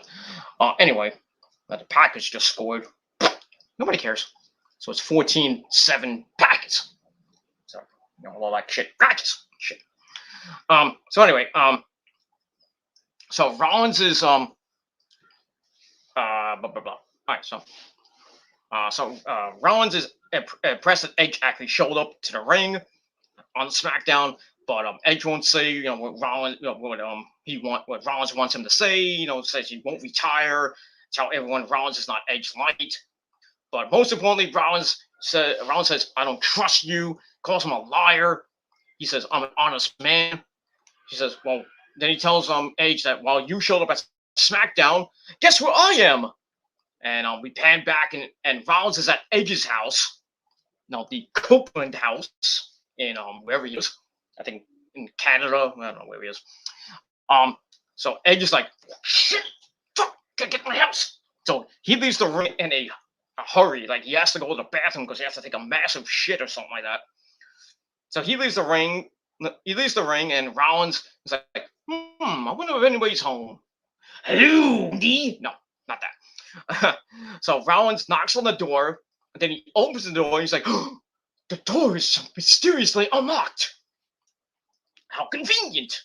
So Rollins goes in, he's like, Beth, asking, calling for Beth fucking Phoenix. But obviously nobody's in the house. He's like, damn, Adam, what happened to your security? Where's your dog? And there was a dog in there. I'm like, okay, what happened? Why didn't the dog attack him? Or at least bark? But good dog. Whatever. So Rollins calls out for Beth's not obviously in the house. The kids are not in the house. Obviously. So he goes to the kitchen. he opens the fridge, looking, he's like, ooh, I wonder what's in your fridge. Let's look in your fridge. And then we see like a bunch of leftovers or something. I don't know what's there. And then Rollins like, ooh, got some OJ. Takes out the OJ, puts it on he takes out an apple. And he starts eating at the table, puts his feet on the table. He's, freaking owns the house. Then we see some artwork done by Edge's kids, Lyric and Ruby. And Rollins like, that's not good. Not my taste. Whatever. So he does all that. He just acted like a complete prick. Then he's eating the apple, puts it on the freaking table. And, just in a big sweet orange juice. And then he starts, he goes through the house and everything. Then he goes into, I think, the living room or something like that. Then he sees the family picture over the fireplace. And basically, Seth's like, I'm glad the kids favor Beth over you, Adam. Damn. So Rollins, he sits on the freaking recliner or something like that. And he's like, I can stay here all freaking night. Makes himself comfortable. Then he gets a remote, works for the fire. I wonder what this does. Beep, and then the fireplace goes off. And then he finishes. He takes another bite of the apple. Fuck this apple. Throws it on the floor, like so the dog can eat it or something like that. I don't know. So that ends that. And then we go to Edge, who's on the phone, like talking to Beth, like, "Where are you? Where are you?" And he tells Beth fucking Phoenix. So he's like, go to your house now. Go there right now. Don't go home. Go to your brother's house. And then he's like, call and what's his name? Forgot. It was David and somebody else. And I don't know what happened after that. Yeah. So basically, he's like, go to your brother's house. I'll call David and Donnie or whatever the two names were. Basically, he called FTR, who that's the real names of Cash Wheeler and Dax Hardwood, David and somebody else. So kind of get an FTR reference on SmackDown, which I thought was kind of interesting. So I don't know what's gonna happen next week on SmackDown. That maybe we see FTR go to his house or something like that. I don't know. I mean, the Forbidden Door is open, so we can see FTR back in the WWE per se, or we see what happens. What happened after Rollins was in the house or something like that. So this is an explosive freaking storyline, the final part of the Seth Rollins Edge trilogy. I was hoping, like Edge would just like leave and then somehow, he gets to like there was a pre-tape segment or something like that. Edge to his house and start beating the living crap out of Rollins in his house. Like remember how Triple H went to Randy Orton's house and beat the crap out of him in front of his wife, his girlfriend at the time. I don't know what that or no. They weren't gonna do like a Austin Pillman type of thing when like Rollins would just like pull out a gun or something like that on Edge or something like that. No, I'm not gonna get that. That's not attitude. We're not gonna go way back to 1998 or 98, 99 or something like that. Not gonna happen. So yeah, so we had that. So kind of scared, kind of inventive, and kind of new. And so I get this segment 3.5 out of 5 stars. Just that, but Rollins being a funny prick, but a prick at the time. And that's that. And then Edge on the phone with Beth Phoenix saying, "I'm gonna call David. I'm gonna call FTR. They're gonna go to your. We're gonna go to his house and basically beat the crap out of Seth Rollins." So, yeah, that's basically all I guess. And we're 3.5 out of 5 stars for all that. So we'll see what happens next week on SmackDown with Edge and Seth Rollins, and that's that. All right, then we go back to the ring, and we have Carmella in a rematch with Liv Morgan from the pay-per-view, which basically never happened. Basically, it really didn't even start actually because Morgan with some early punches. Carmella goes out the ring, gets on the mic, calls Liv Morgan a bitch, and Liv Morgan's like, "Oh, call me a bitch. Get in this ring, call me a bitch." So basically, Carmella's kind of. Then she's like, "I'm gonna protect this beautiful face of mine because I'm the most beautiful person in WWE." So she calls like 2 female handlers or stage purse people. And then they put a mask on her. Face protector is basically like a luchadora mask. And it's all bedazzled and everything, like silver mask. And then Carmella gets in the ring, hits a super kick, then an X Factor, and then that's it. Match never even happens. So I was like, waste of time. So I gave that a big fat 1 out of 5 stars. So I guess this whole Carmella, Liv Morgan thing continues unless one thing was drafted. I don't really give 2 shits. I hope Liv Morgan gets drafted to the unemployment line. He needs to get out of there. I'm sorry. Get Liv Morgan out of WWE. Put her to AEW. Let her reform the Riot Squad with Ruby Soho. That's all I got to say about that. All right. Then we get to the 3rd round of the draft. And SmackDown. Sadly, Happy Corbin and Mad Riddick Moss. Nobody cares. They also get. Okay, I'll go in order this time. SmackDown gets Happy Corbin and Madcap Moss. Raw gets the women's tag team title.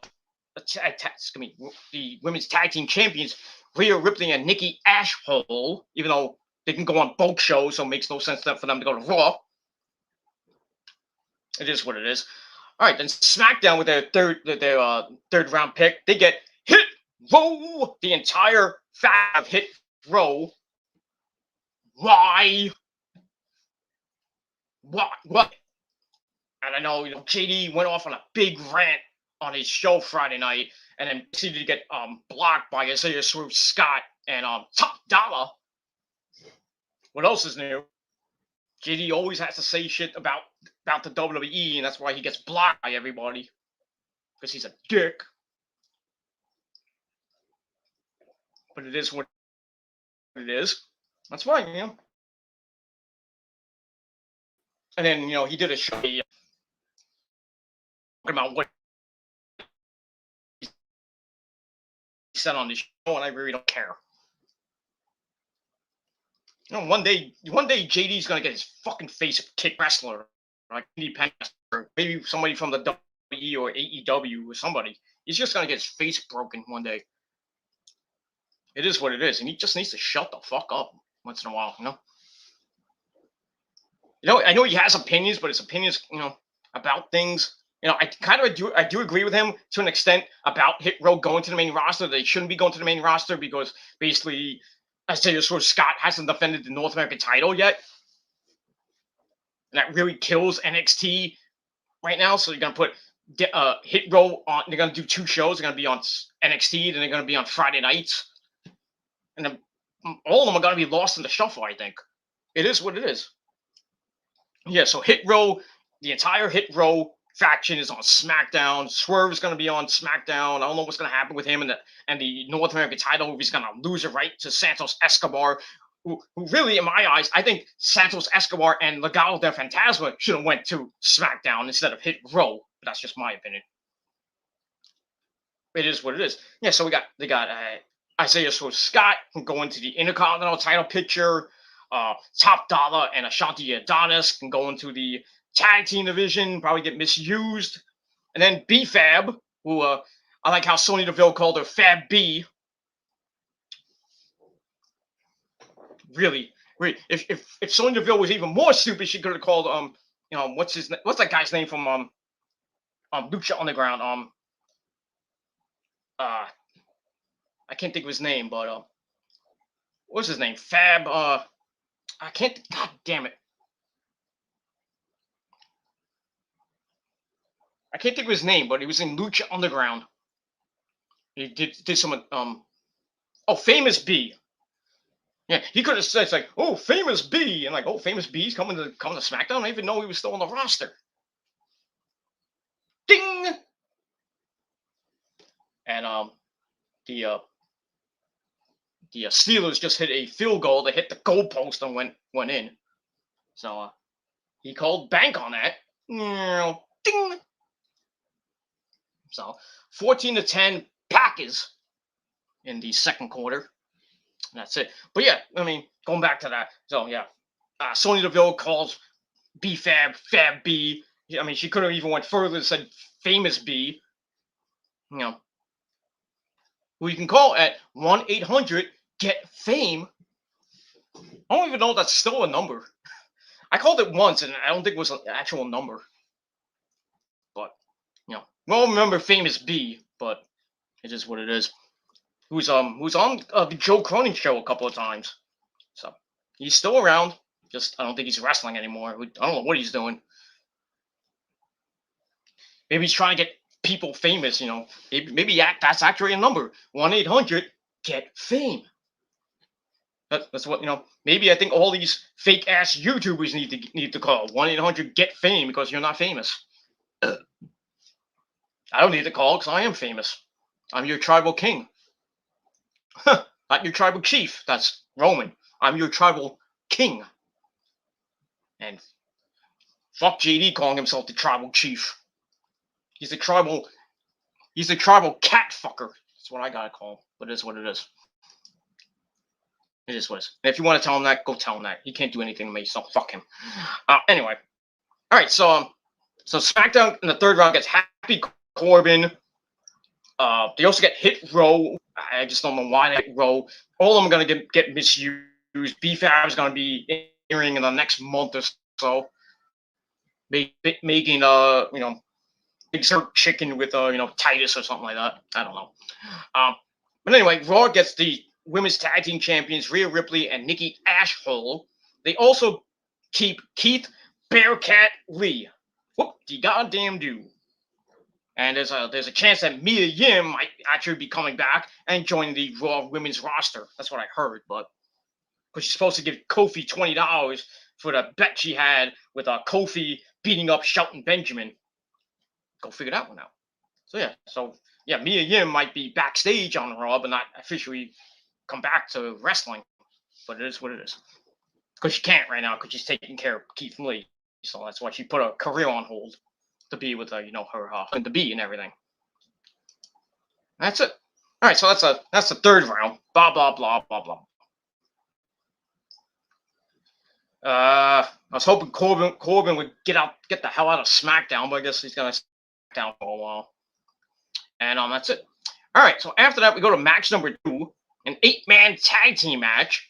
We got the New Day teaming up with the Street Profits, Montez Ford and Angelo Dawkins, as they take on the For Academy, Chad Gable and Otis, and the Dirty Dogs, Bobby and Dolph Ziggler in the 8-man tag team match that I could really give 2 fucks about. Long story short, I'm just going to paraphrase for now. I'm not going to go into it. I didn't really give 2 craps about the match. Long story short, getting to the end, Rude wants to end it with the glorious DDT. Dawkins avoids it, tags in Kofi. Kofi then tags in Xavier Woods. They hit their finisher, the double stomp backbreaker combo, which I think they call what do they call it? I don't know, who cares what they call it? They hit that stupid maneuver. What a maneuver! They hit that crap, and they pick up the win, obviously. So the Street Profits and the New Day now on the same brand. So that's going to be an interesting tag team division. You got the Street Profits, you got the New Day, and whoever else is in the division, depending on where the Usos might go. That means to be seen tomorrow night, but I'll get to that in a minute. So we got that. So that's all I got to say about that. So pretty division for SmackDown right now, depending on who's in it. It might have 3 great tag teams on there if the Usos stay on SmackDown, but we'll see. You got the Usos, the Street Profits, and the New Day going over that one.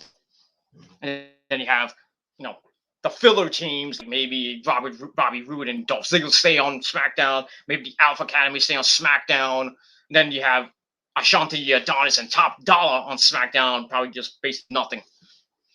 That's it. So I don't even see them getting the tag team belts. I don't even see Hit Row get anything on SmackDown. I don't see it. I just think they're just going to be misused and put in catering in the next 3 months.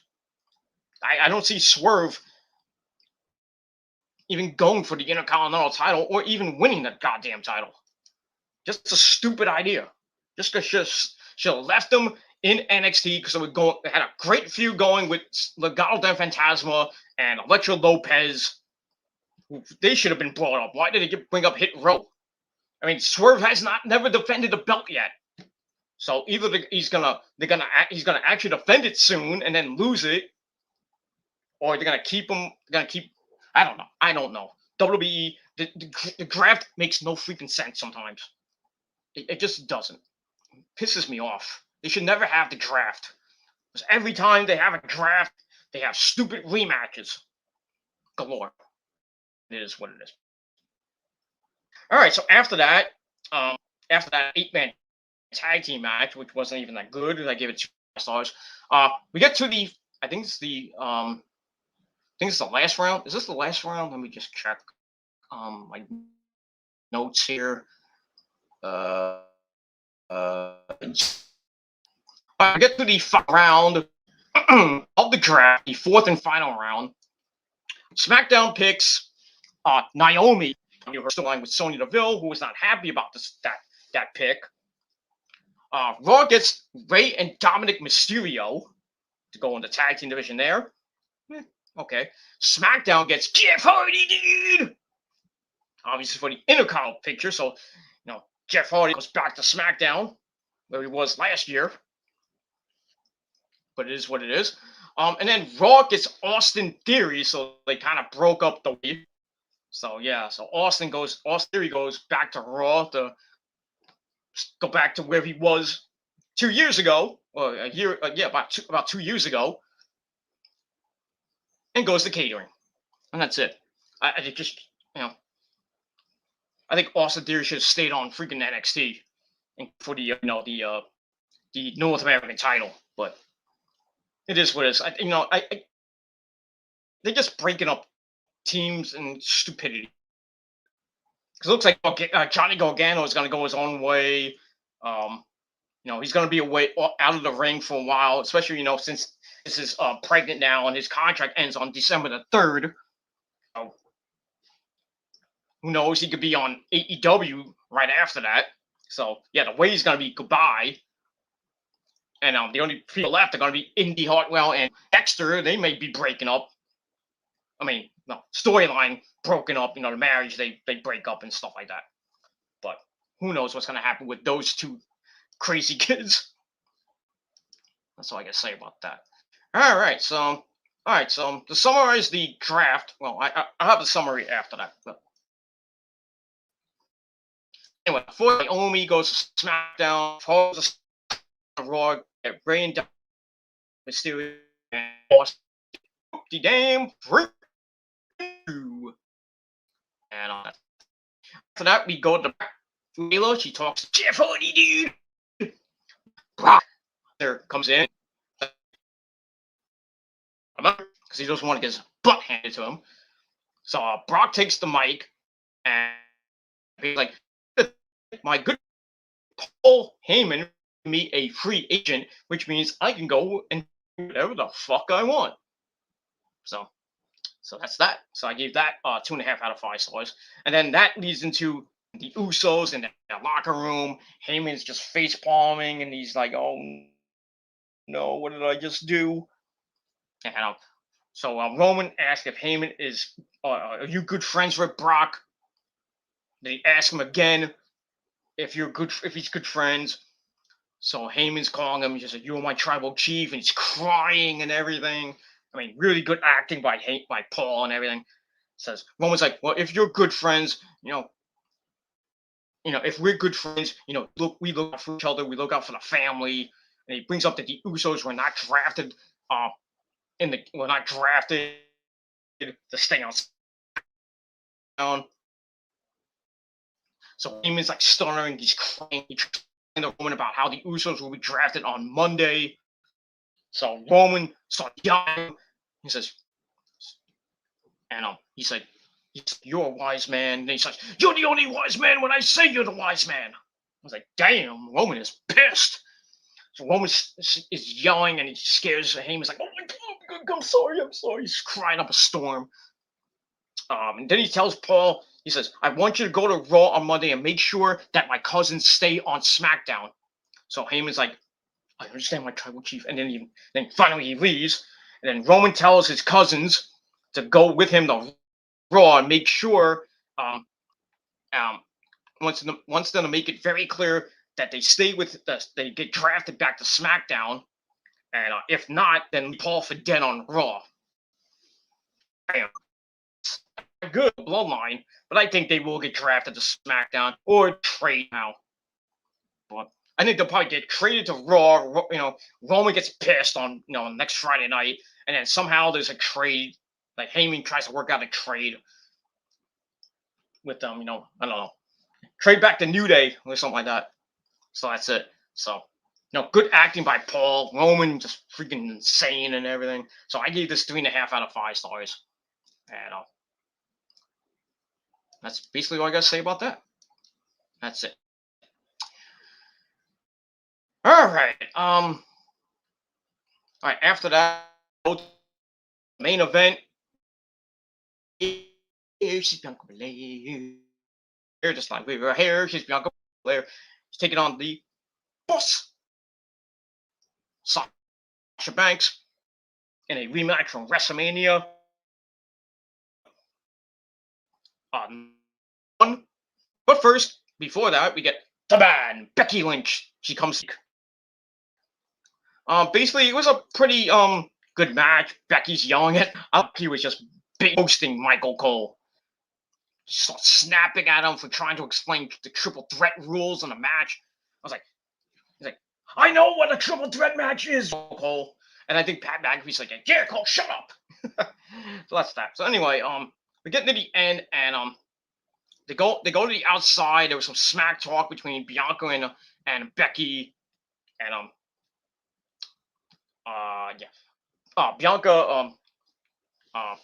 Bianca ran into Becky. They go back. They trade words, and then Bianca slams Sasha into the barricade. Ow. Then she brings her back in the ring.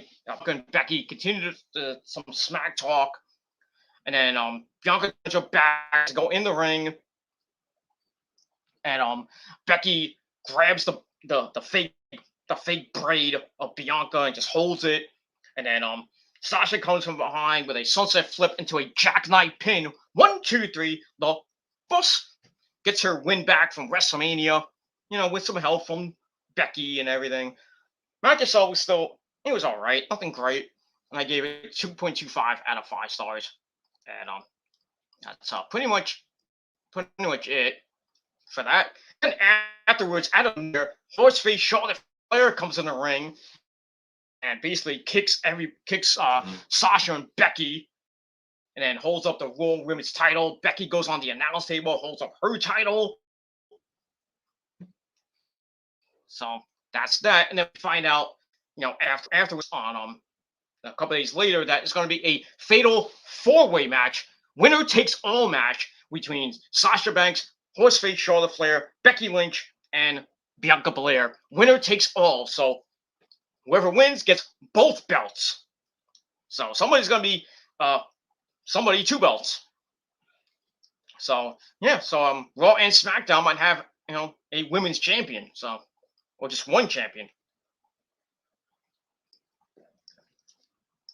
which I still think does not make sense to me.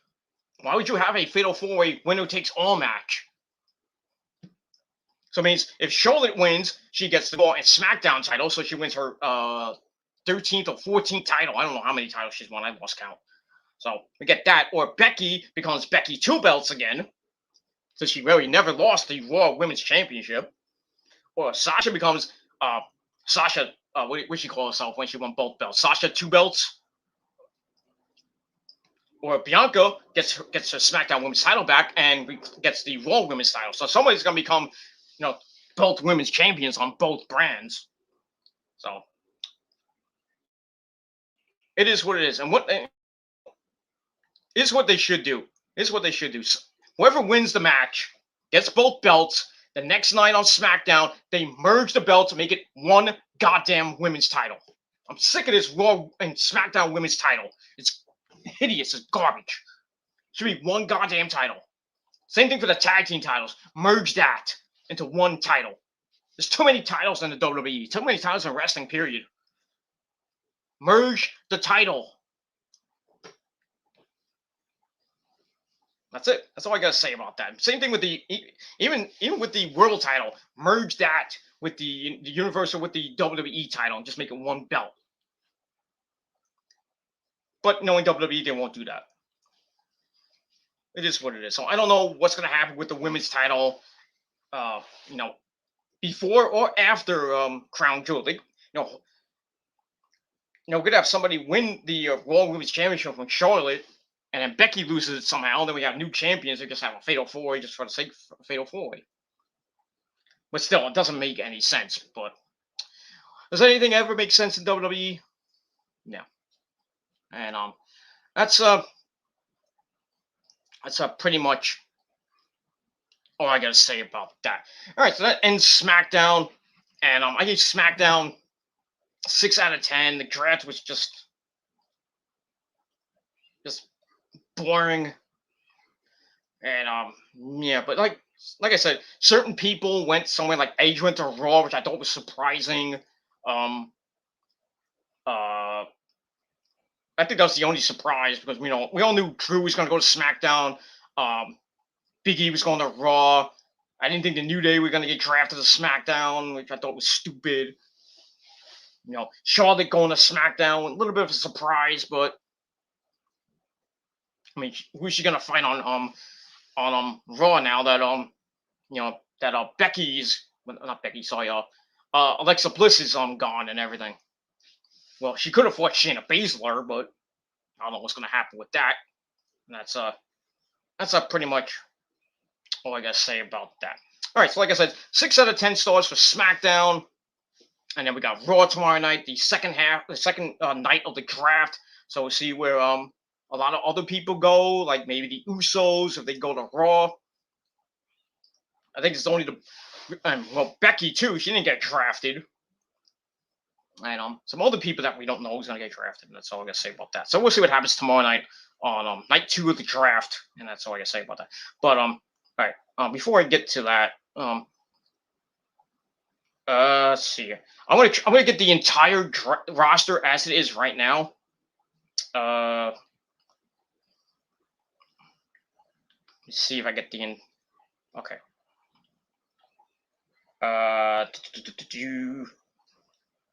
All right, so let's see here. Okay. All right. So all right, let's recap if we will. All right, so as of night 1, Roman goes to SmackDown, so stays on SmackDown. Big E goes to Raw.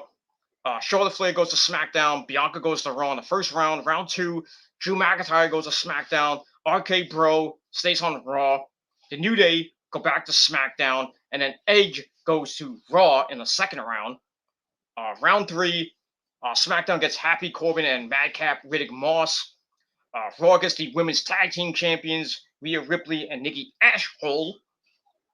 SmackDown gets an entire Hit Row faction. I say so Scott, Top Dollar, Shanti Adonis, and B-Fab. They go to SmackDown, and on Raw, keep Bearcat Lee. That's round 3. All right, round 4, SmackDown keeps Naomi. Raw gets Rey and Dominic Mysterio. Jeff Hardy goes back to SmackDown, and Austin Theory goes from NXT back up to Raw, which still makes no sense to me. So that's it. So that's SmackDown night 1. But on Talking Smack, we had more of the draft. And here we go. So here's the Raw. Here's who went. Here's Raw.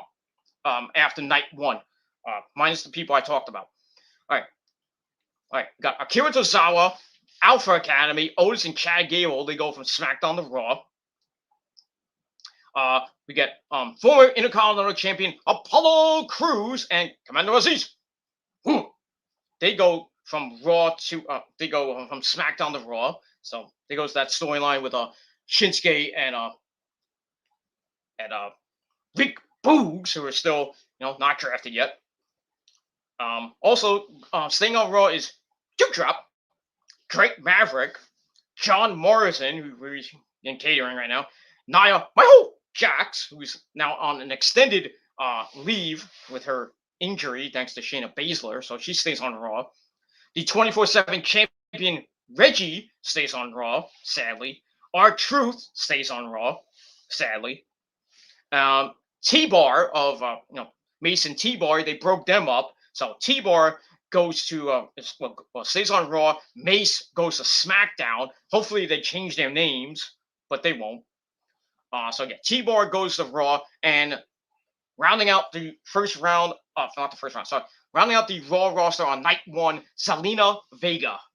So Zelina Vega goes from SmackDown catering to Raw catering. What else is new? Yay!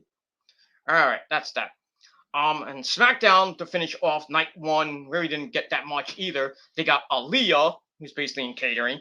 Drew Gulak going from, well, hopefully they do something with Drew Gulak now, but probably being catering. Mace, like I said, Monsieur, and Mustafa Ali going into the tag team division to do nothing. And finally, Tony Storm. That's the entire roster as of night 1. So we'll see what happens on night 2, and then probably get some trades during the week or after that, or going into Crown Jewel and then coming out of Crown Jewel when the official rosters will be out. So lot of shit. But this draft sucks, man. It sucks so bad. Besides Drew and Big E going to changing brands, I thought that was the only good thing about the draft. And the surprise of being Charlotte and going to SmackDown, which makes some sense. And then unless Becky gets drafted to Raw, that's what I'm thinking might happen. So then they exchange the belts, like the Street Profits did with the New Day last year. So that's what I'm thinking might happen. Like Becky gets drafted to Raw, and he brings over the SmackDown Women's women's title, and then like we have a backstage segment with Becky and Charlotte, and they exchange the belts. So really, Charlotte kind of doesn't really win and become a 13-time champion or 14-time champion or whatever the number the fuck she is. Then Becky gets the belt that she never really lost back. Well, she gave it to Asuka. We all remember that last year when we found out that she got impregnated by Seth Rollins because Rollins forgot to pull out too. But it is what it is. But like I said, the draft is garbage. It's horrible. This brand split, whatever the hell you want to call it, it is complete and utter waste of time. It is. That's all I got to say about that. So that's it. So once again, to end up shop, because it's 5:46 right now, and I don't want to finish watching some football. Get to see what the Niners are doing. Right now, 17-10 Packers at the half. They just kicked a field goal. I think they kicked a field goal. Let's see what happened here. Go for the field goal, and it is blocked field goal by the Steelers. So, all right, so 17-10 Packers going into the half, and we'll see what happens with that in the Niners game, and that's all I can say about that. All right, and that's all I can say about that. All right, so let's move on. Let's move on from there. We'll get to baseball really quickly before we end up shop. The Mets are losing 5-0. What else is new? Top of the ninth, 2 outs. The game is basically over. So the Mets season ends. Sadly, with a loss. They finished the season 77-85. Luis Rojas, nice knowing you. Get the fuck out of here, and take La Familia with you. And a bunch of other guys like Sandy Alderson, get your ass out of here too. So we'll be hearing a lot of Mets news coming in the next 6 months. And that's all I gotta say about that. As far as the Yankees go, they are top of the ninth, no score. Not a good game right here for the Yankees right now. And that's that. So we'll see what happens with that. The Red Sox are losing right now, 5-2, but they got runners on first and second, 1 out. Nationals up 5-2. So if you're a Yankee fan, you're hoping that the Red Sox lose, but the Blue Jays won. So you gotta hope that the Yankees can win this game in the bottom of the ninth. They get the first wild card, and then they play the Blue Jays in the wild card game. I think that's tomorrow or whenever it is, Wednesday, whatever it is. So it might be either the Red Sox and the Yankees, or it's going to be the Yankees and the Blue Jays, or it could be the Red Sox if they come back and win this game against the Blue Jays, and the Yankees go bye-bye. So we'll see. Down to the wire. That's all I gotta say. Good stuff. Good stuff today. Good stuff. Okay, the Mets just lost, so it is what it is. Other than that, like I said, Blue Jays top of the seventh, 12-3. Give them the win there. And then with the Mariners, well, they're about to lose. They're top of the sixth inning. Angels up 7-2 on the Mariners, so it looks like the Mariners are eliminated from the playoffs. So right now, the Blue Jays are just waiting to see what their fate is right now between the Yankees and the Red Sox, and what happens. So I would say in the next hour or two, we'll find out if the Yankees are in the playoffs or they're out. And I'm hoping they're out, but I'm just saying that as a Met fan, but you know what I mean. It is what it is. And that's that. All right, so we had a good day of sports actions. Good day. Not even nighttime yet. It's 5:49 at night, so I've been 2.5 hours into this fucking video, but it is what it is. All right, I got my good buddy, as always, my good buddy, Nick Infante, 1992, our tribal chief of the chat. Where you been the whole time? He says, as always, he says, hello. What's going on, man? What's going on? My neck is killing me. That's what's going on. I'm hot as fuck. Still 78 degrees outside, but it's getting cloudy. It's going to start raining in about an hour or two. And that's that. All right, so Nick says, Jets and Giants finally win. Yep, both teams won in overtime. but still great games. I lost both games. Good thing like I said, it's a good thing I'm not a betting man. And I don't do FanDuel or whatever that. I would have lost probably a lot of money. Not that I have a lot of money to begin with, but it is what it is. So yeah, but every time, like I said, every year, every time I pick the Giants to lose, they win. Every time I pick the Giants to win, they lose. Same thing with the Jets. Same thing. Most of the time, the Jets lose most of the time, but it is what it is. But today, I picked them to lose, and they both win. It is what it is. I just, but good for them. They're 1-3. Like I said, the Jets go to London, England to face the Falcons in London at 9:30 in the morning on the NFL Network. I don't think that game is going to be on TV, which sucks for people that want to watch the Jets unless they actually put the game on Channel 4 or Channel 2 in the morning. I don't know. Who knows? Who cares? And that's that. And then the Jets got the bye week right after that on the 17th, along with the Niners. We'll see what happens with that. Giants go to Dallas next week to face the Cowboys at 4 o'clock. That game's on Fox. So that might be the only game we watch in locally for on Channel 2 or Channel 5 or Channel 4. And that's all I got to say about that. My eyes are starting to get droopy, and I'm about to take a nap.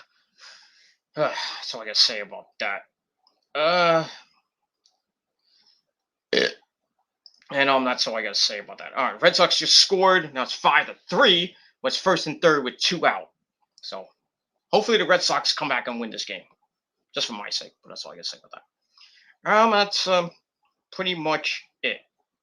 Yeah, because nothing happens until Wednesday, and that's that.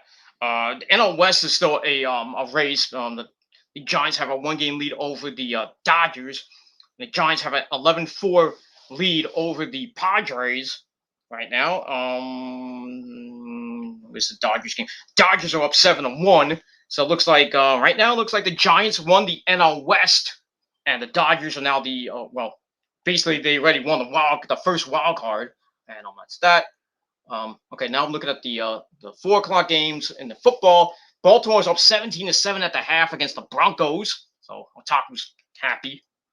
24-13 Arizona over the Rams at the half.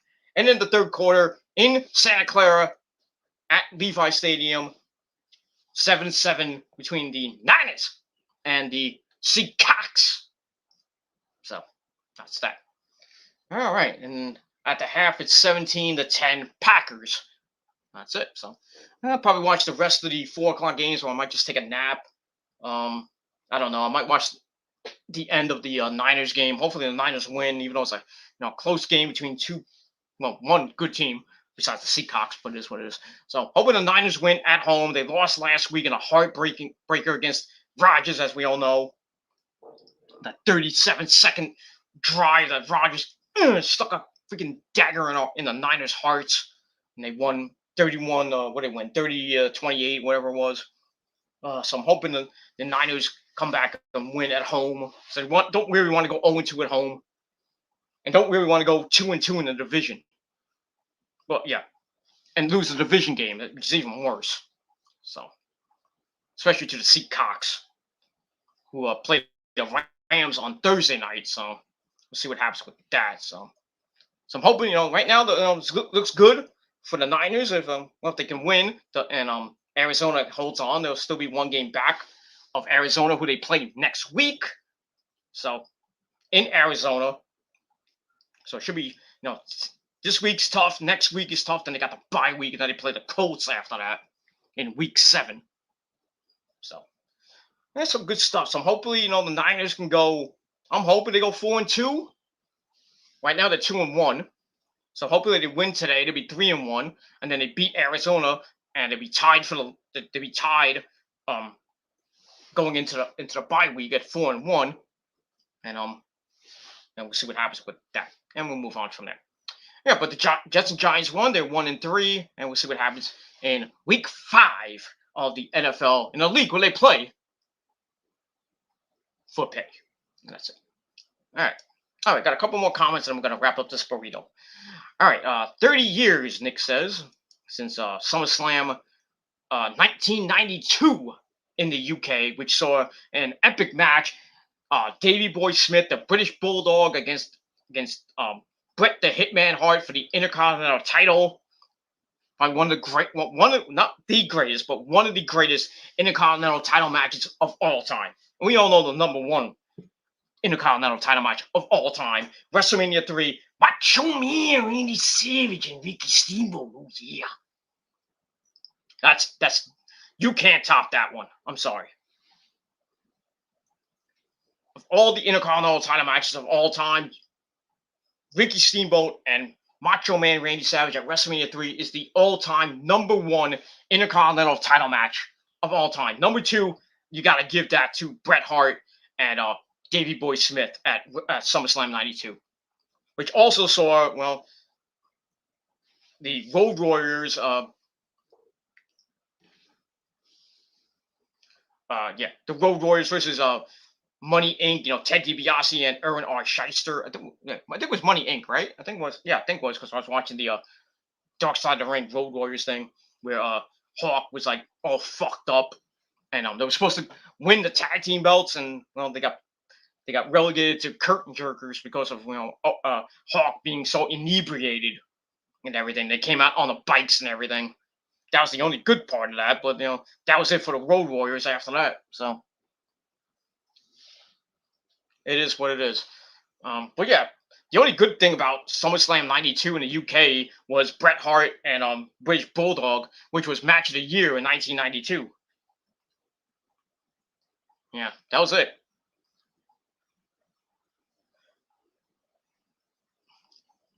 And that's it. But yeah, SummerSlam's coming back to the UK next year. So that should be good. But it will air the night, I would think the day of, but at a different time, or I don't know how they're gonna. I think they're gonna do it like sometime in the afternoon, like they did I think in '92.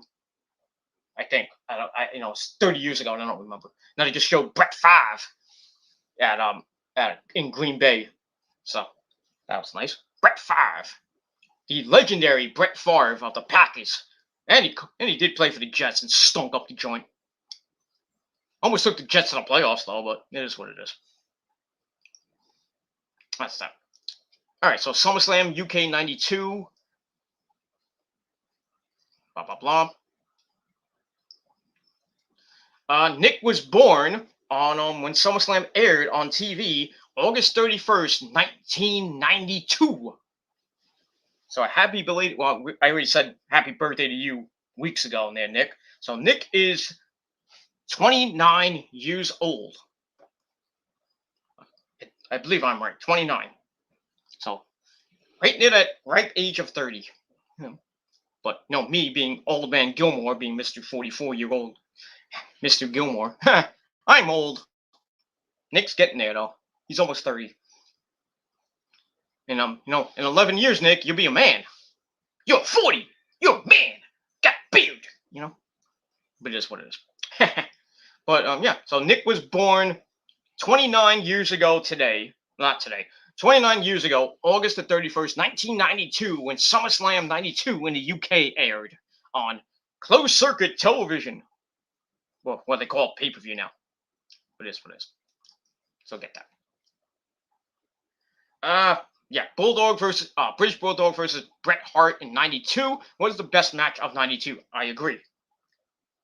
That's the only good thing about SummerSlam. Being at Wembley Stadium sold that place out. That was the best match of the night. Other than that, I don't remember much of that pay-per-view. To be honest with you, that was the only match I actually saw. And that match, was late August 1992, and I think it aired on tape delay. I think I don't remember. I don't remember. Like 30 years ago. Well, 30 years ago, it was 92. I was almost 16. I was 15 years old back then. Back in my day, when I was 15, even before I had a beard. But I guess. Yeah, Road Warriors versus Money Inc. in the opening match, where the Road Warriors came out on the bikes and they were supposed to hit the Doomsday device, but they had to change the finish because Hawk was so fucked up. So I think they won. I forgot how they won the match. I think they won with a power slam or something like that. But yeah, Road Warriors won the match, but they were supposed to win the tag team belts. But since Hawk was so messed up before the match, they had to change everything. They went from like a main event match to curtain jerker, and then after that, the Road Warriors, I think they broke up, and then bye bye. And then they came back, and the whole thing,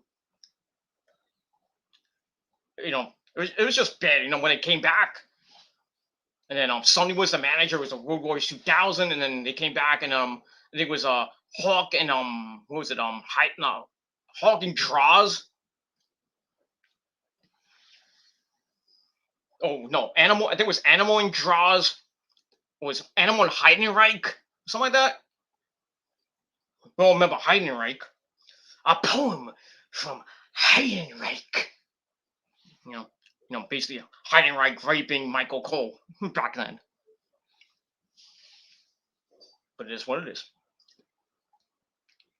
Never liked Heidenreich anyway. That horrible feud with the Undertaker he had. Anyway. So yeah, Road Warriors versus Money Inc. 92. 92 was a decent year for the WWF. Yeah, they were going through the changes and everything. I think it was like the new generation era. Not great times for the WWE. They were losing Hogan around that time. Blah blah blah, blah blah blah blah blah blah blah blah blah blah blah. And that was it. Yeah. Then the early '90s, from like '89 to like '96, early '97, bad times for the WWE. Then Vince had to change everything. That's how it became the Attitude Era. And then the whole Monday Night Wars and WCW dying in 2001. Blah blah blah blah blah blah blah. So you always have to have some bad years before you start having some good years. It is what it is, man. Right now, the WWE is not having a last few years haven't been that great. That's why they're down in the toilet right now. Yep, Nick is 29 years old. 29. And I'm old man Gilmore. Yep, 44 and a half. Yep, my birthday's coming up pretty soon. God damn it. What are you gonna get me? What is everybody gonna get me for my birthday? Who knows? Who knows? My birthday's coming up in 2 months. 2 months and 21 days. That's pretty much all I gotta say about that. I'll be mid-40, old man Gilmore. You can all get me 1,500 subs. It'd be nice for my birthday, but it is what it is. Anyway, all right. Final comment of the of this long stream. I'm about to grab something to eat because I'm kind of hungry. I'm hungry. Anyway, Nick says, final comment. After SummerSlam 92, the Road Warriors left. Yeah. Hawk went to Japan to form his version of the Road Warriors with the Power Warrior. Oh, I forgot his name. Big legend in Japan. I forgot his name. So not Satoshi Kojima. Whatever his name was, and basically Animal was just stuck in limbo. And then we all remember that after that, he teamed up with Draws, and then I think Heidenreich after that, and then Hawk came back. They had a stupid angle where Hawk was drunk and he goes to the Titantron, and Draws accidentally pushed him off the Tron to his. Well, we all thought he was dead. That was a stupid angle. That was a stupid angle and stupid storyline. Just really, really, really dumb. I remember. I think that's right before Sonny became their manager. I don't remember what year that was. I think it was '98, somewhere around there. The Attitude Era, or maybe after that. I think whatever. I have to watch I don't have the episode anymore, but I might have to go back and watch it. So, That's it. And we'll move on from there. All right. All right. Nick the historian says Road Warriors returned to WCW in '96. Then he returned to WWF in '97. And yeah, they returned to Raw. Oh, that incident where Hawk got pushed off the top of the Titantron was on Raw in 1998 by Draws, and that was it. Man down, man down. Oh crap. Garoppolo is out of the game now for the Niners with a calf injury. I just knew something was gonna happen. I just knew it. This guy cannot stay healthy. So yeah, Garoppolo's out. Trey Lance is in the game now. Hopefully, everybody's happy now for Trey Lance or what he's been doing the last first 3 weeks of the season. So Garoppolo's out. I don't know if he's coming back. They're saying he's questionable with a calf injury. So I don't know. He might be dehydrated. I don't know. But yeah, he's got a calf injury. So I think that what's best for the Niners is they keep him out of the game, and then we'll see what he does in practice if he can play next week in Arizona, or if he doesn't heal up, then what I would do is put Trey Lance in for next week, hope for the best, and then go into the bye week and hopefully Jimmy heals up for week 7, and then hopefully he doesn't re-aggravate the calf injury, and then we won't hear from him for the rest of the year.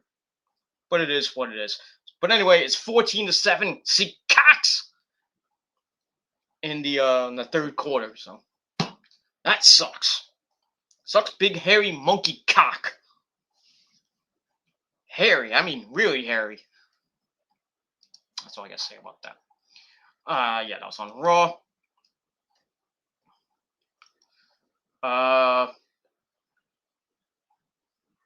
Was after WrestleMania 14. Months after WrestleMania 14. That was the Hawk incident, right? When he got pushed off the Tron, right? That's what I think it was. But anyway. All right, so that's pretty much it for that. That's it. All right. Thank you all for watching this video. If you missed the draft, all the draft, the entire Raw and SmackDown roster after night 1, just go back and watch the video from basically the start up until now. And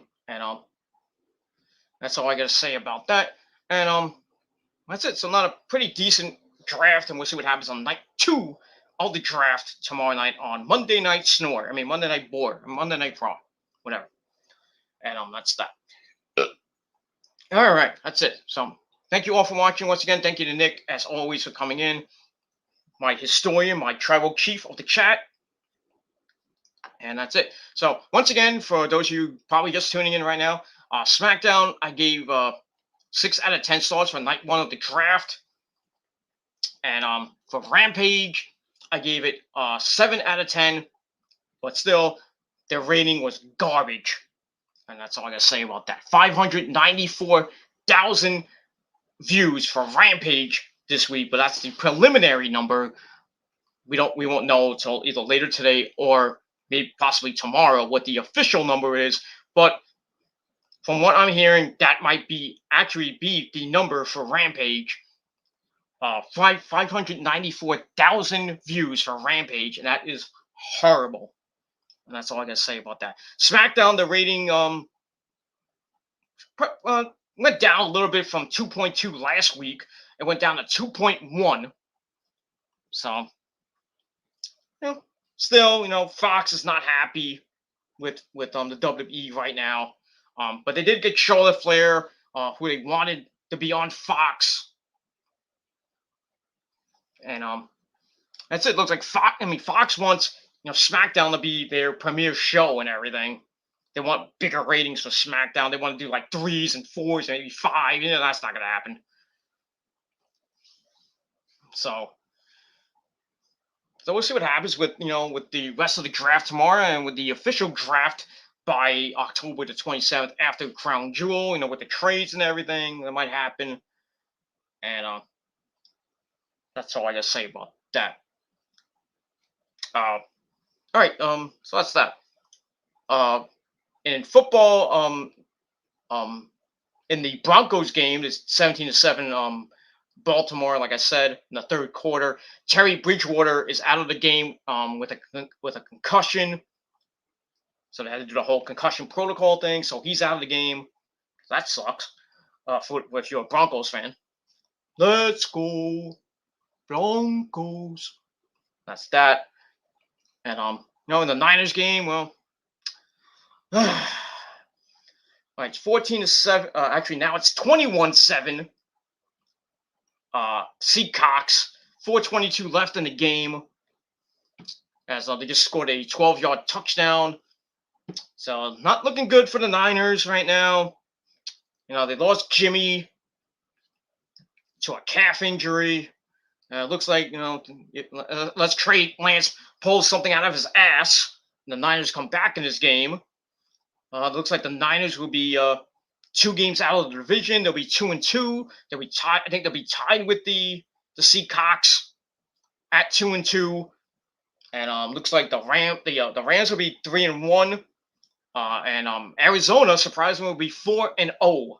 So yeah, not good for the Niners if you want to get in that division. They already lost the division game, and you got another division game coming up next week, and possibly without Jimmy G. So the Niners could go 2-3 going into the bye week, but I'm not concerned. I'm not worried yet. I mean, it's only going to be week 6, and the Niners could be 2.5, maybe possibly 3 games out of the division. But still, I think, in the second half, they'll kick some ass and, going from week 7 all the way to week 17. I'm not worried yet. It's only week 7. I mean, right now it's week 4. I'm not worried. I am not worried about the Niners right now. I'm not worried about the playoffs. We're not going to be talking about the playoffs till week 13. Okay? It's week 4. We got 9 weeks to worry about the fucking playoffs. Right? But there is some concern in San Fran land with Jimmy being hurt with his calf injury, and seeing if he's going to come back next week or he's going to take 2 weeks off and then maybe come back after the bye. And we'll see what Trey Lance can do. Not looking good right now for the Niners. Their defense looks like crap. They had a pretty good game last week, but just choked in 37 seconds. But just not a good game today. Not a good game, especially with Jimmy going out. Even though he's not been the Jimmy G from 2019. Even though he led the Niners to that at the time, a game-winning drive, and then basically the defense blew it in 37 seconds to Rodgers and everything. And that's it. And speaking of the Packers game, they're do a 3rd and goal, and they're just incomplete. So it looks like the Packers are about to go up 20-10 over the Steelers, or if they're going to go for it. It looks like they might go for it. And that's that. Buffalo today. Wow, 40-0 over the Texans. Woo, damn. 40-0. I know that's that. For you Eagles fans out there, you pedophile Eagle fans, they lost today to the Chiefs. It was like 45-23 or something like that.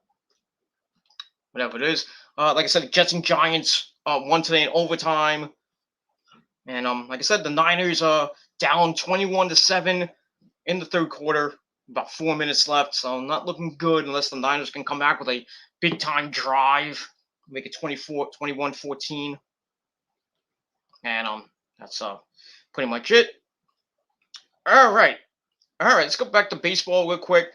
Well, the Red Sox tied it up, top of the 8th inning, 1 out, 5-5. So that's some good news. Some good news for the Red Sox Nation out there. Blue Jays about to win. It's 12-4, bottom of the 8th inning. Mariners, like I said, they got eliminated. It's already 7-3, top of the 7th. That's basically it. The Mets lost 5-0. The Yankees won 1-0. So Right now, they're in the playoffs. Right now, as of now, they're in the playoffs with the possibly the second wild card or the first wild card. If the Red Sox lose, they get the first wild card and they play. They get to host the wild card game at the world's greatest construction site, Yankee Stadium. That game I think is tomorrow or Tuesday. I don't know when that is. But right now, sadly, the Toronto Blue Jays have made a great run, but sadly, they got to hope that the Red Sox lose and they can sneak in somehow. So we'll see. But right now it's 5-5, top of the eighth, 2 out. Red Sox Nationals 5-5, and that's it. So that's all for all you Yankee fans. You're in. Whoop-de-doo. Whoop-de-doo, Yankee fans. Whoop-de-doo. Just as long as you don't face the Red Sox in the wild card game in Boston, for all that matter. You better hope that the Red Sox lose. And the Red Sox lose. Well, that sucks because then the Yankees might have a good shot to get in to get into the American League Division Series against either the Rays or the White Sox. So they're not going to play Tampa Bay, I think, till maybe the championship series. So I think Tampa Bay plays Houston in the first round, and then Chicago awaits the wild card winner. So if you're a Yankee fan, you hope to get the wild card and win the wild card game either against the Red Sox or the Blue Jays, and then you face the White Sox, who you basically own this year,